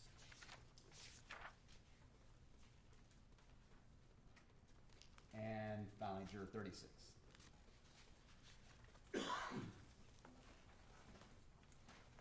Okay, I know the judge has already asked you several questions. We've gotten a lot of information about you, about everybody, your kids, grandkids, things like that. I'm going to ask a couple of questions kind of following up in that nature. First of all, in addition to taking care of a child, is there anybody here who's ever had to care for another person, even if they're an adult, because either they've been very sick and incapacitated, or they're disabled, or somebody with special needs? Is there anybody here that's ever had to also do that? Okay. Let me write down juror 7 first, and then. Okay, and juror 9. If it's a job and a Yes. nursing home, that. Sure.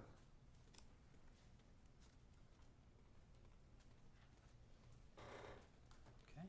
Juror 10, thank you. I got you too, juror 9, sorry. Anybody else? First panel. Okay. Second panel. Juror 13, thank you. Juror 16. Juror 17. Juror 18. All right. Second row, juror 19. Juror 21.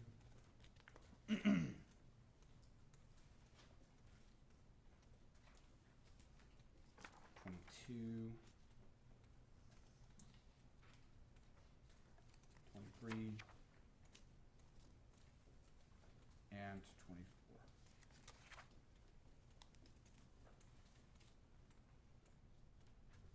All right, last panel, juror 25. Juror 29 and 30. Juror 29. Juror 30. And last row, juror 33.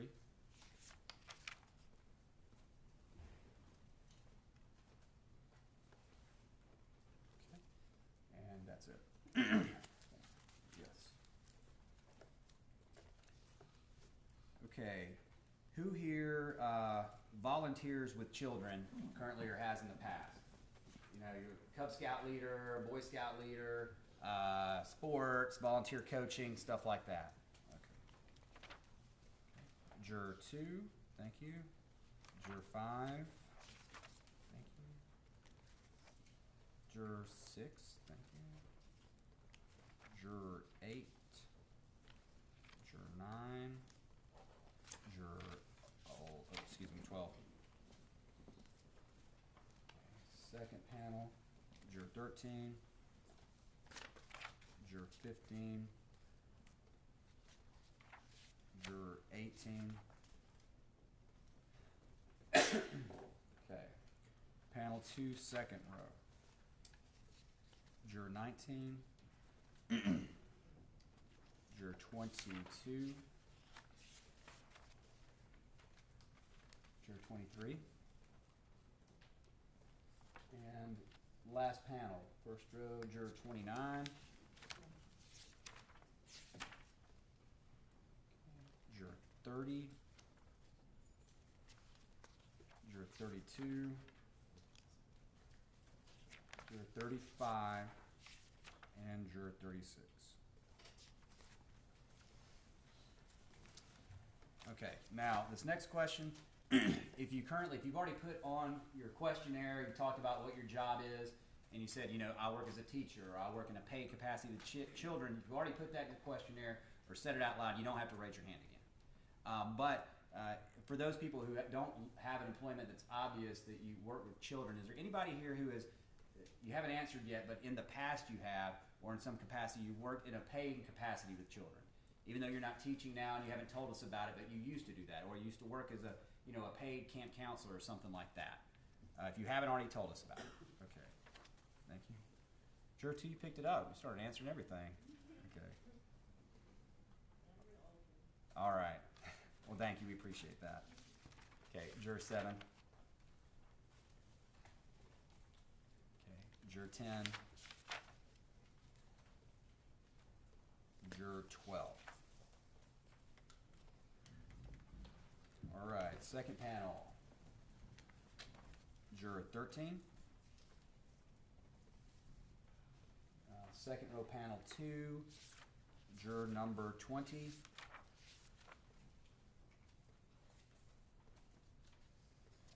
Juror 22. Juror 23.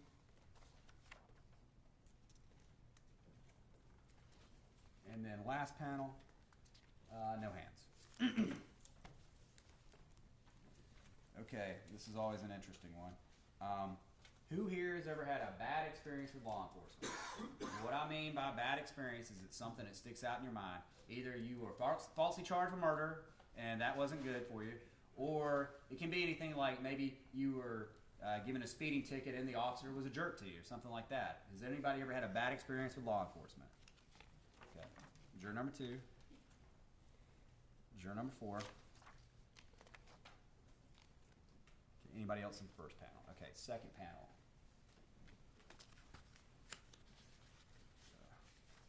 All right, first row, Juror 16, thank you. And Juror 18, thank you. Okay, next row, no hands. Third panel, okay, Juror 25, thank you. Juror 27, thank you, sir. Anybody else in that? And then final row, no hands. Okay, who here has had a good experience with law enforcement such that it sticks out in your mind?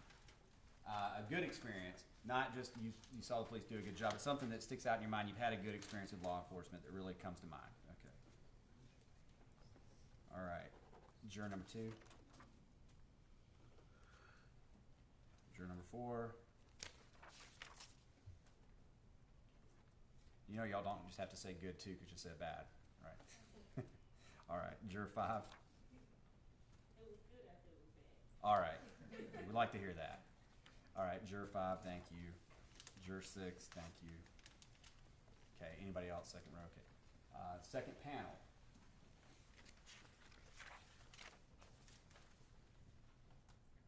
Juror 13, thank you.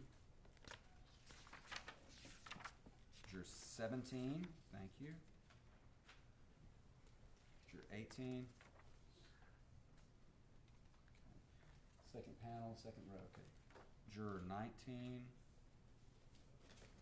juror 20. Anybody else? Okay, juror 22.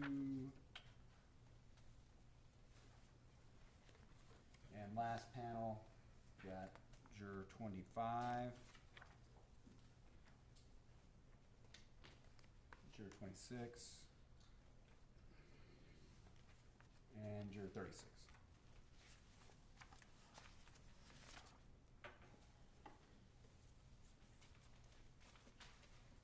All right. Kind of another version of that, I guess, not just law enforcement or police officers or anything like that. Who here has ever had a bad experience with a district attorney's office, a prosecutor's office? I'm not saying not just like Cobb County, I know y'all aren't from there, or Glenn County or anything like that. It could be anywhere. Has anybody here ever had a bad experience with a prosecutor's office? Okay, first panel, no hands. Second panel, third panel. Okay, has anybody here ever had an extraordinarily or something that comes to mind as a good experience with a prosecutor's office? Could be here in Glenn County or elsewhere. Okay, first panel, no hands. Second panel, juror 13 in the second panel.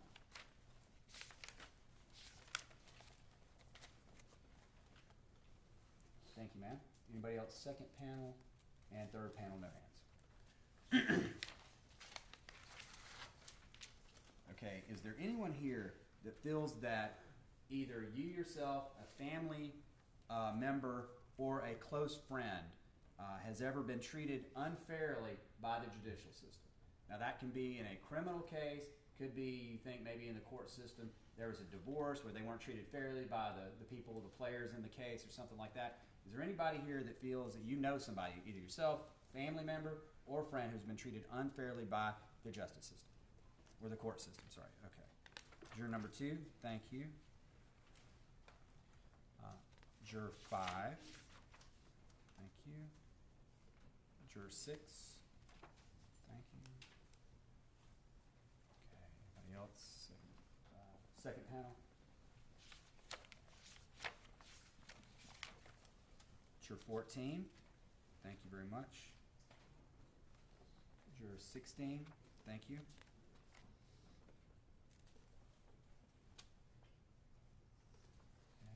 Second row, panel 2. I'm sorry? Need that question. Okay, well, let me get that second row, then I'll get to you. Okay, thank you. Juror 22. Okay.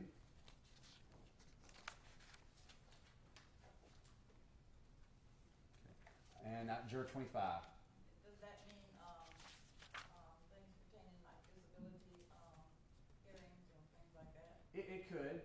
So I'm going to go ahead and I'll write your name down and we'll talk about it, okay? Thank you. All right, anybody else? Third panel? No.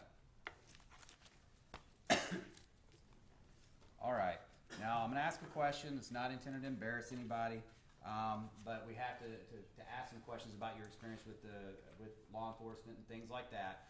If I had to answer this question, my hand would be up too. So have any of you, either yourself, a family member, or a close friend, I'm not talking about just somebody you kind of know, somebody that's a very close friend, ever been, and I'm not just talking about convicted of a crime, but ever been arrested or prosecuted for a crime, whether it was dismissed or not? Is anybody here, yourself, a family member, and I'm not talking like a fifth cousin that lives in Alaska that you never met before, but yourself, family member, or a close friend that's ever been arrested or charged or convicted of a crime?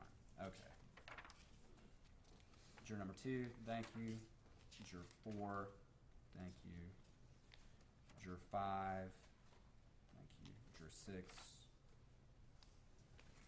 Juror 7, Juror 8, Juror 9, Juror 10, Juror 12. Okay, second panel, 13, Juror 16, Juror 18.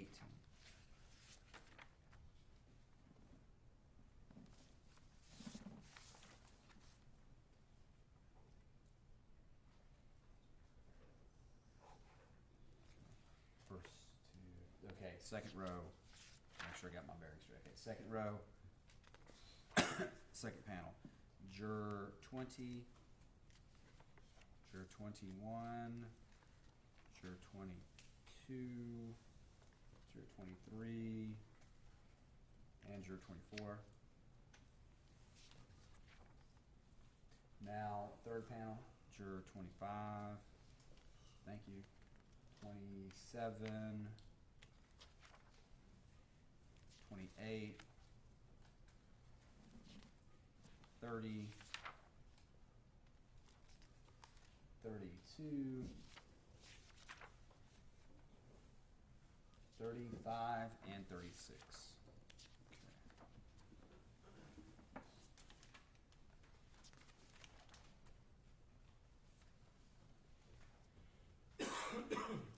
Okay, I know this is a military town. There's a lot of former military and things like that. So, kind of, in addition to being arrested or something, kind of separate from that, does anybody here either have yourself, a family member, or a close friend that's ever been subject to a court martial?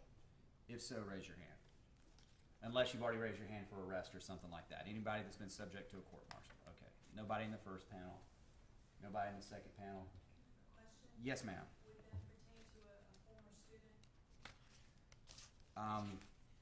Let me write it down. We'll tell you, it's probably, we won't have to talk long on it, but okay.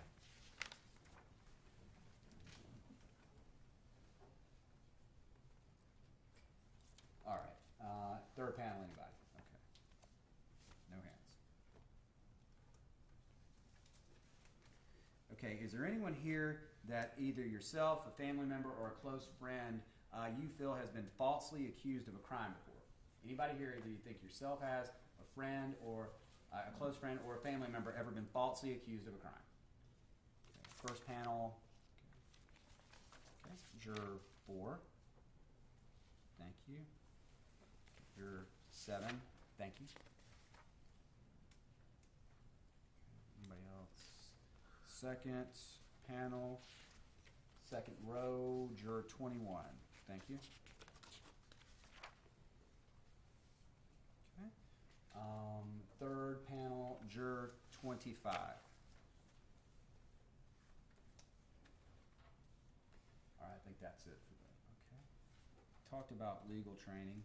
So let me ask, has anybody here ever had to be a witness in a court proceeding? What I mean by that is you've actually come into either a courtroom or something like a courtroom, had to raise your hand, take an oath, testify before either a judge or a jury. Okay. And that could be criminal, civil, whatever. Okay. Juror 2. Juror 7. Juror 11. And Juror 12. Juror 16. Juror 17. And Juror 18. Okay. Second panel, second row. Juror 22. Juror 23. And Juror 24. Now, last panel, okay. Juror 25, 26, 28, and 30. And then last row, no hands. Is there anybody here who's ever had to provide a statement to a police officer in that they came out and took a report and wrote down what you had to say about an incident that's happened, or something that a traffic accident was really bad that you had to give a statement about? Who here has ever given a report to the police? Okay, probably gonna be a lot of people for this. Okay, let's see, Juror 3, Juror 4, Juror 5, Juror 6. Whole back row almost, okay. Juror 7, Juror 8, Juror 9, Juror 11, Juror 12.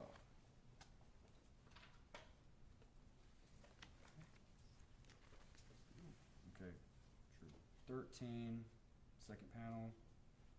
Juror 14. Juror 15. Juror 16. Juror 18. Juror 19. Juror 21. Juror 22. Juror 23. Juror 24. Okay. Last panel. 25. 26. 27. Oh, excuse me, 27, did you have your hand up? Okay, I just want to make sure, sorry. Juror 28.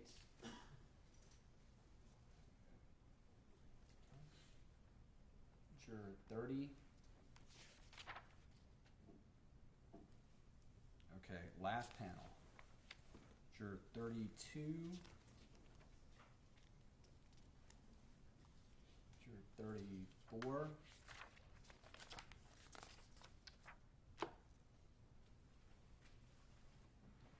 Juror 35. And juror 36. Yes, ma'am. Does that include a school incident? A what? I'm sorry? School incident involving school police, any type of police officer? Sure, yeah, okay. All right. Thank you. Okay. I know we try to keep it light in here a bit. You know, we're all stuck in this really odd situation. It's kind of unnatural, but I know there are some serious matters we have to talk about to see if you have any involvement or experience that would affect your ability to be fair and impartial to both sides.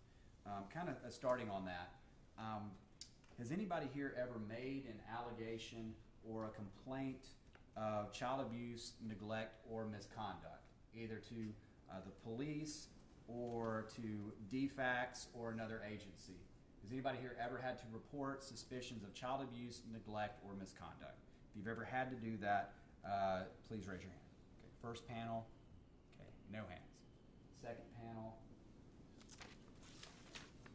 expect we get our school system people here again. So, okay, juror 17. Thank you, ma'am. Juror 19, second row, second panel. Thank you. Juror 24.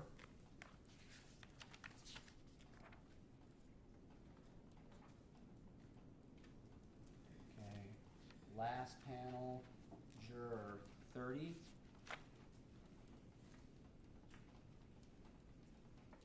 And juror 36.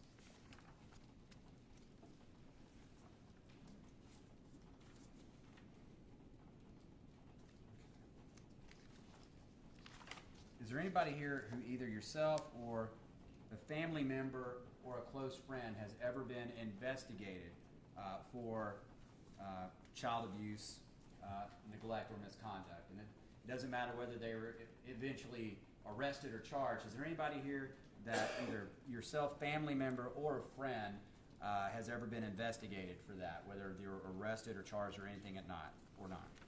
Okay. Juror number 7, thank you. Okay. Juror 11, thank you. Juror 12, thank you. Second panel, okay. Juror 13. Juror 16, thank you, ma'am.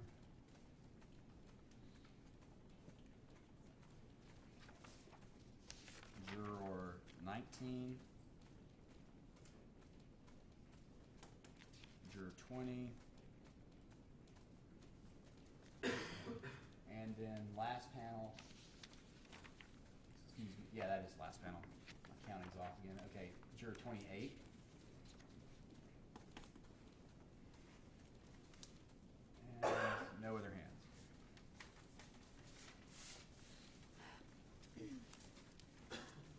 there anybody here, either yourself or somebody very close to you, either family or friend, has ever had to deal with the sudden, unexpected death of a child? Has anybody here ever had to, and I don't mean like, an adult son or something like that, not to minimize that, but has anybody here, either yourself or somebody close to you, has had to deal with the sudden passing of a child? Okay, juror number 2.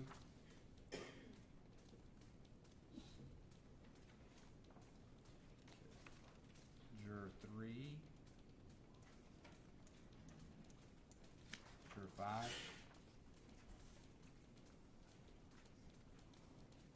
Juror 6. Thank you.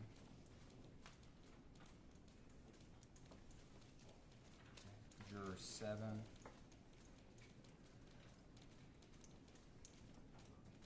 Juror 8.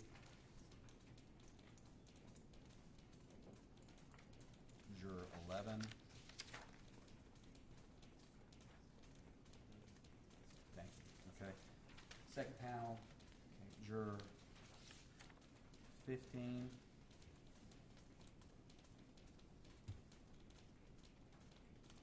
Juror 16.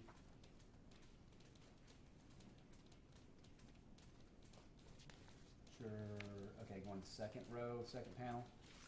Juror 20.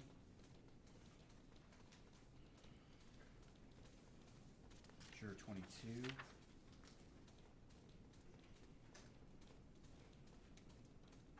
Okay, and last panel, first row, Juror 25. Okay, nobody else. Is there anybody here who's either had a family member or somebody that was close to you, not just knew somebody that's close to you, that has ever been the victim of a homicide? Has anybody here had a family member or somebody close to you that's been a victim of a homicide? If so, raise your hand. First panel, no hands. Second panel, Juror 13. Thank you.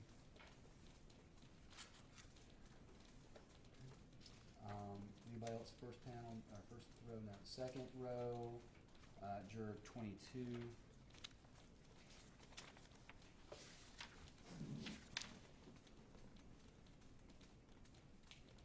Juror 23. And third panel, no hands. All right. We're winding down here, getting to the last batch. I'm sure y'all are thrilled, probably hungry. Okay, we've heard a lot about Cobb County. Who here is familiar with Cobb County, Georgia? Okay, is anybody here that's never heard of Cobb County, Georgia? All right, we had a few people. All right, we can discuss that, I guess. I can probably skip over that a little bit and cover individual voir dire. Let me ask this. Is there anybody here who has family members or close friends that live in Cobb County, Georgia? Anybody here? Okay. All right. Juror number 3, thank you. Juror 5. Juror 8. Okay, second panel, no hands. Third panel, Juror 35.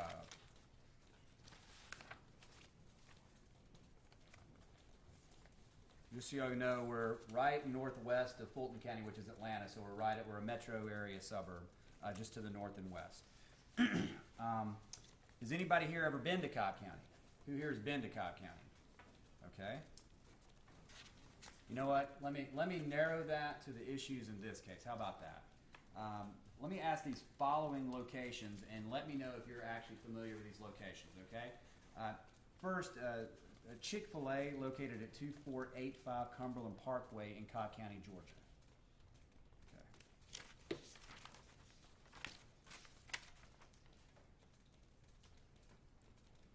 And it's right over kind of on the Fulton-Cobb County border, over near 285 and Paces Ferry. Okay, so that's Juror 5. Thank you. Anybody else? Okay. Second panel, no.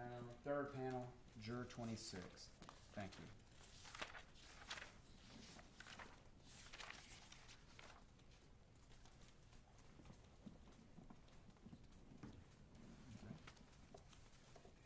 is familiar with the Acres Mill Shopping Center in Cobb County, Georgia, kind of near the Cumberland Mall area? Okay. Juror number 5. Okay. Anybody else? Sorry, juror number 3. Okay.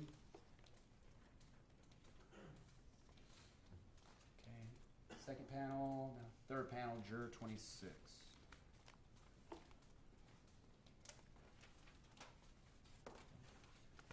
Home Depot has a lot of employees in Cobb County. Headquarters are there. Is anybody here familiar with the Home Depot Treehouse location in Cobb County, Georgia? It's another separate office building away from the headquarters. Nobody first panel, second, third. Okay. Who here is familiar with Cobb County, the Home Depot headquarters in Cobb County, over in that same area, Paces Ferry, Cumberland area? Juror 5, thank you. Okay. Second panel and third panel. Is there anyone here familiar with Stonebridge Church in Marietta? Probably not, but okay. I've heard of it. You've heard of it? Okay, great.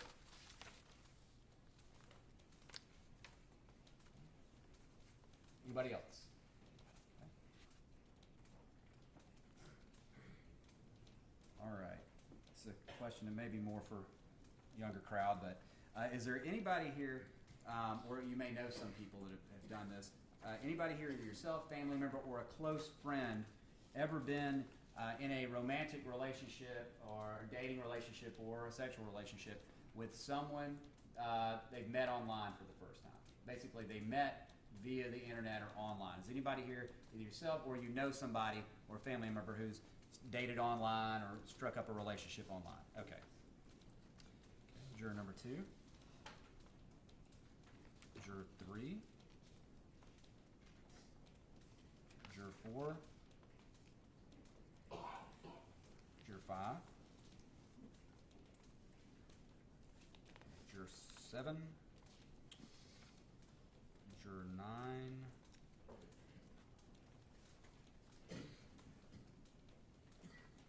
Anybody else first panel? No. Okay. Second panel.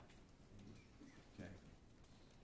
First row, juror 18. Second row, juror 20. Third row, third panel, let's see, we've got juror 30.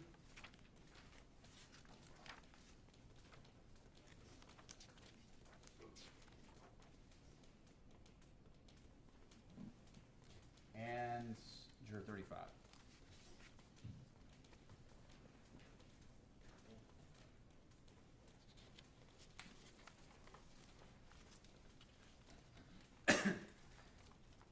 Okay, specific to that, we're going to be taking some of the questions you answered about being familiar with the case up separately later. What I want to ask is some other questions just generally. Is there anybody here who either yourself or somebody you know has ever forgotten or almost forgotten or left a child or animal in a vehicle, in a motor vehicle?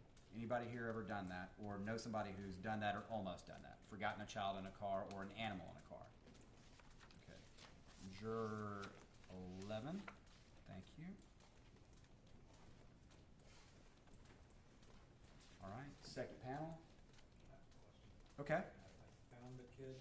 I was a child myself, wandering around. Yeah, we'll talk about it then. Okay, thank you. All right. And third panel. Okay, juror 30, thank you.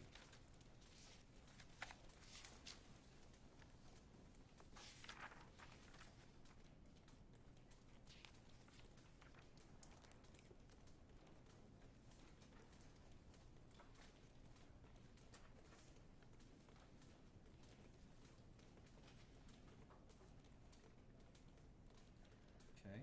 Does anybody here ever, yourself, or does anybody here know anybody personally that has intentionally or has left their kid in the car inappropriately for a long amount of time?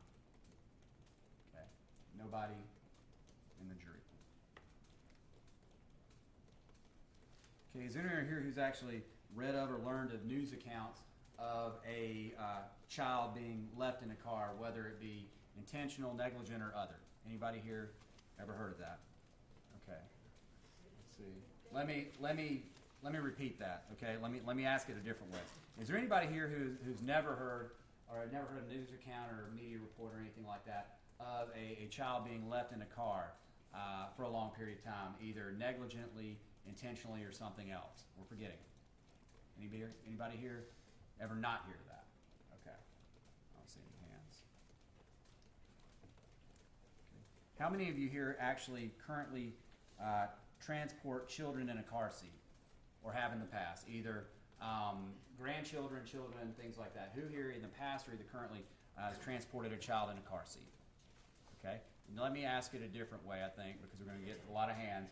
Who here has never actually transported a child, whether it's your grandchild, a cousin, something like that? Who's never transported a child in a car?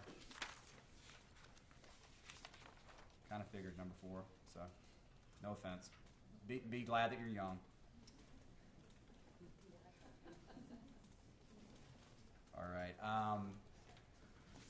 Juror 11, thank you.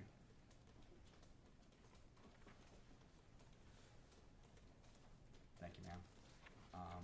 See, second panel, Juror 17.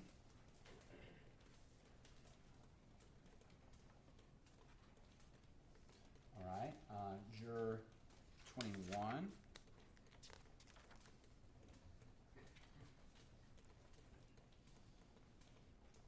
Okay. Juror 23.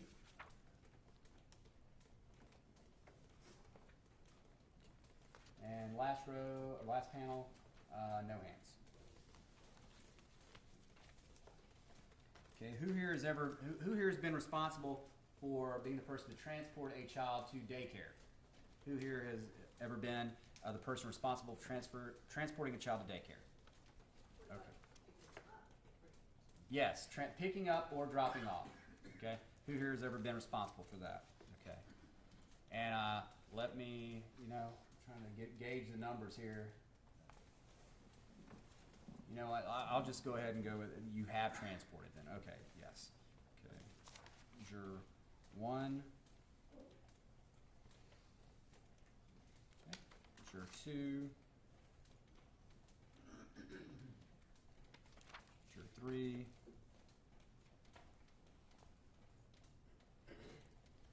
Juror 5. Juror 6. I think maybe we should have worded this the other way. We're already in it though. Transport, daycare, Juror 7. Juror 8. Juror 9. Juror 10.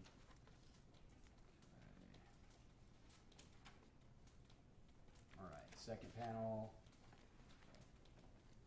Juror 13. Juror 14. 15. 16. Okay, second row, second panel, Juror 19. 20. 22. 24. And then last panel. Okay, Juror 26. 27. 28. 29. 30. 32.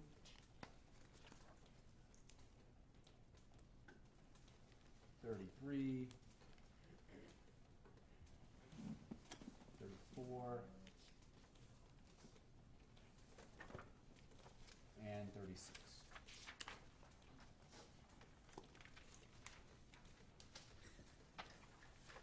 anybody here who's ever driven a Hyundai Tucson? Anybody here ever driven? Let me rephrase that. Anybody here ever driven or been in a Hyundai Tucson? Okay. All right, that's juror 4. Thank you. Yeah. All right. Thank you, sir. All right, juror 5. Okay, juror 10. Y'all laugh. When I picked up my wife for our first date, I warned her that I drove a Nissan Versa. She had no idea what that even was. And she probably wouldn't have gone out with me if she'd have known beforehand. So, all right. Anybody else first panel? Second panel? Okay. No hands. Third panel? No hands.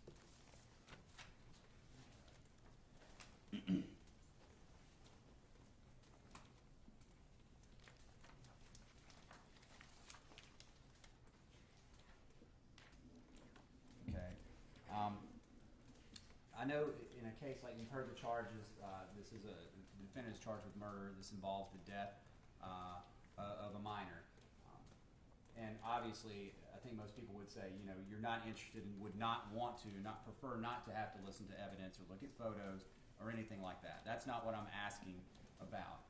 Is there anybody here, though, aside from that, that has some personal experience or something that they just absolutely could not listen to evidence or could not look at the photographs? Is there anybody who just could not physically or could not do that? First panel, no hands. Second panel, juror 16.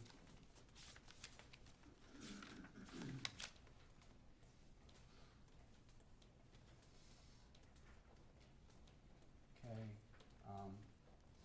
juror 19.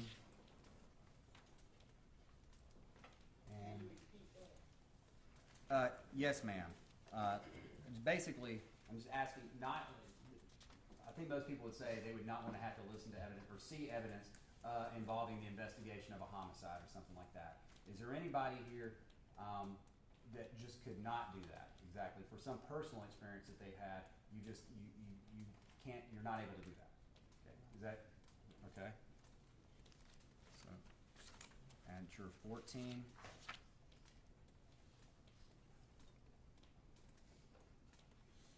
Okay. And was there another hand? Or, okay, juror 26. Thank you.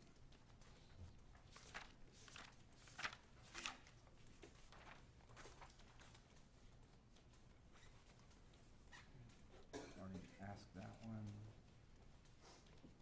Okay. Is there anybody here who has ever investigated the criminal statutes of the state of Georgia or somewhere else involving, you've actually looked up the law on murder or homicide, cruelty to children, children, I don't know what's going on, children, or sexual exploitation of children? Has anybody here ever researched those criminal statutes or statutes like that in either the state of Georgia or anywhere else? Okay. I figured maybe there were some criminal law people in here, but okay, no hands. Okay, just a couple of other questions, and I'll warn you ahead of time. When attorneys say just a few more questions, just ignore that. We really don't mean it. We're going to keep talking. I do have just. I was seriously going to ask about that. Yes, I have 6 other topics. There's 6 other questions. I mean, I can get through them in maybe 5 minutes at most. Oh, okay. Now you can make me speak. Okay. Sorry. Is there any? Let me say this. Proceed. Thank you, Judge. Is there anybody here who has ever been through a divorce? Okay. Anybody here ever been through a divorce? Okay. Yeah, I'll be raising my hand too. So, all right, juror 6. That's us personally. Yes, you personally, not knowing somebody or anything like that. Somebody personally been through. Okay. Juror 6, thank you. Juror 11, thank you. Okay. Juror 13. Thank you, ma'am. Juror 14. Thank you, ma'am. Second row, second panel, juror 21. Juror 22. Juror 23. And last panel, juror 26. 27. 29. And last row, juror 33, juror 34, and juror 35.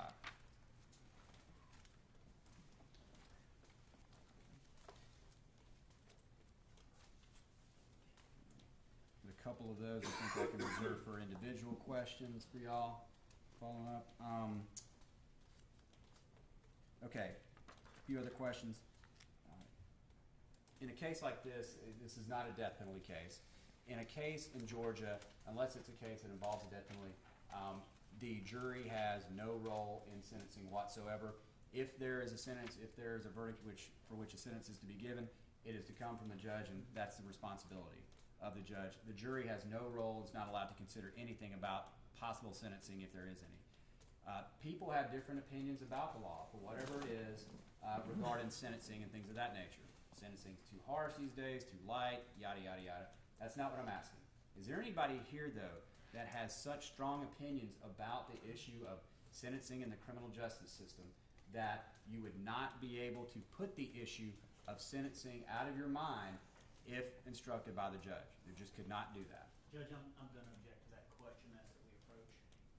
All right, you can vote.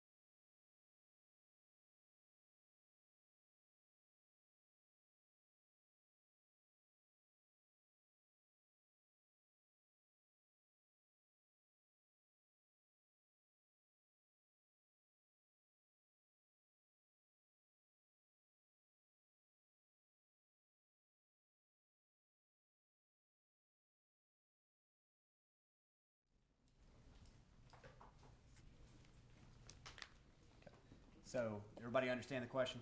Okay. Is there anybody here who who cannot put the issue of sentencing out of their mind and would not be able to follow the law as instructed by the judge? Okay. Nobody in panel 1, nobody in panel 2, nobody in panel 3.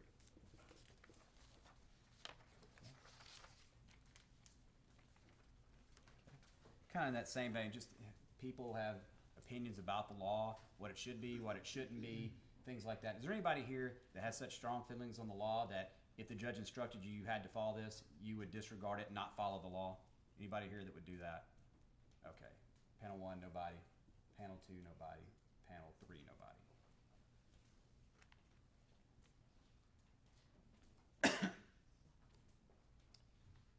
Just 2 other questions. One, is there anybody who has such strong feelings about the criminal justice system that it would affect your ability to be fair and impartial to both sides in this case?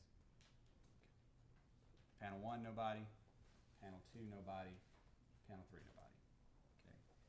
And finally, I'm going to ask if a question regarding judgment. Judgment can mean different things to different people. In a criminal case, what judgment means is to determine whether the state has proven the charges in the indictment beyond a reasonable doubt according to the law and the evidence, and render a judgment or a verdict as to whether the state has done that or not. Nothing more than that. Now, some people have a problem passing judgment, so to speak, for either moral, philosophical, religious, or a myriad of other reasons. What I'm asking, is there anybody here that has some strong moral, philosophical, religious reason that they feel they would have trouble rendering a verdict in this case? If so, please raise your hand. Okay. Panel 1, no hands. Panel 2, okay. Juror 16.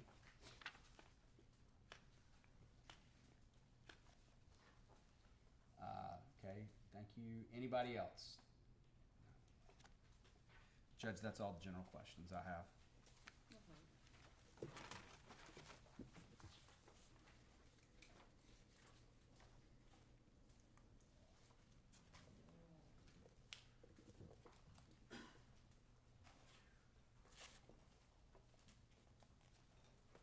Well, might help if you could hear me. All right, we put in a good and substantial morning and made good steps through the jury process, selection process. It's a good time to take a break. Let's break until, let's see. Let's break until 1:35 in your jury assembly room. Keep an open mind. Don't discuss the matter with each other or anyone else, or let anyone speak with you about the case. Absolutely no contact with the attorneys, parties, witnesses to the case. Do not in any way make any independent investigation about this case, and particularly as it relates to electronic ability to do research about the case or topics related to it, about exposure to media coverage whatsoever. If you get tempted, tell yourself, I can't do that. Judge said I can't do that. Here's what happens if somebody does that. Everything is going to come to a screeching halt, and we're going to have to spend time investigating if we have a problem or not. As you can tell, jury selection process takes a substantial amount of time. If we don't have any glitches, it's going to take a lot of time. If we have glitches, it's going to take a lot more time. Glitches affects everyone in this courtroom. It's important you follow these instructions so that we can, when I say expedited, I know you're going to laugh, but so I won't use that word. So we can move as efficiently and as effectively through this process as possible. So I'm telling you so that your time isn't consumed by us having to stop and take a look to make sure everything's fine or not fine. So be careful here. Now let's be more positive about things, and let me say I hope you have a very lovely lunch. I hope you don't get too wet, and we're in recess until downstairs at 1:35. Thank you all.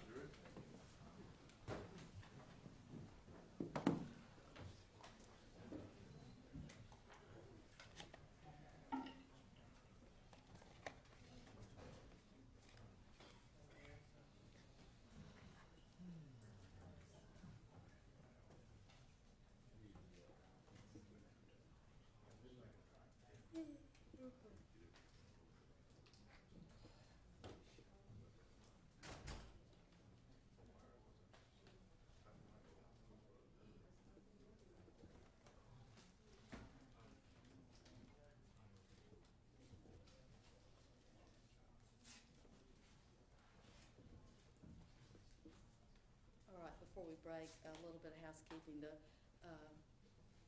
clerk that's managing the jurors recognizes that it's cold, and if you can't tell it's getting a bit better, it is. She asked them to manage it so it wouldn't be quite so cold. Property management around here, I think, made a reasonable thought that we were going to have a lot of people and it needed to be cooler. But then you've got this weather front that's come in that we haven't been outside, and it may be as muggy as I'll get out. I don't know. But I'm inclined to think that they were trying to be proactive and make sure people didn't get hot like they did yesterday. And it got a little cool, so that's gonna be better. Do you wanna build a record any more of the sidebar we had? The court reporter was able to take it down regarding, Mr. Kilgore's objection, but if you want to put something more on the record, you can, if you're satisfied with your arguments in the court's, well, I know you're not satisfied with the court ruling, but that it was clearly articulated on the court's record, that's fine, but I wanted to avail you of the opportunity to develop the record a bit more if you want. Thank you, Judge. We've made our objections. Thank you, sir. And are you satisfied with your argument? Yes, Judge. Okay. All right, let's be in recess. Y'all can come back at 1:40. Everybody have a good lunch. Thank you.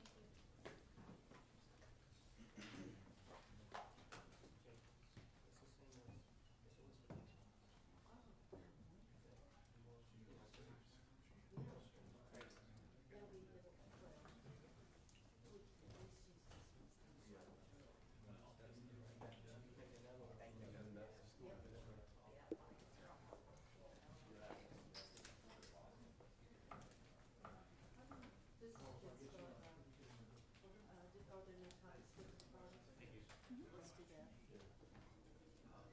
Wait till they all get back. You know how that is, they get real paranoid. All right, let's get some lunch, people. Right.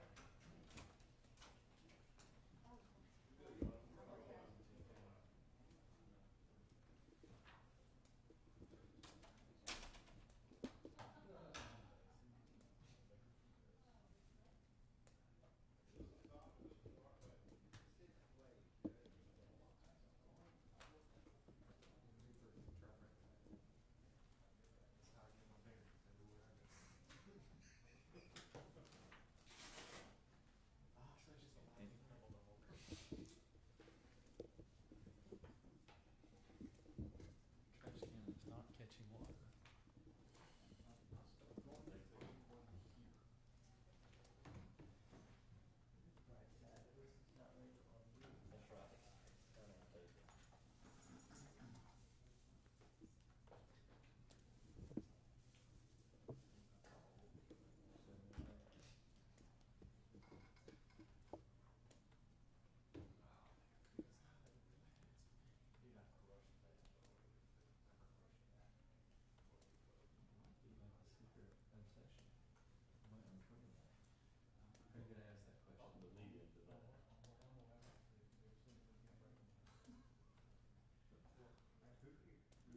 Then you get horseshit.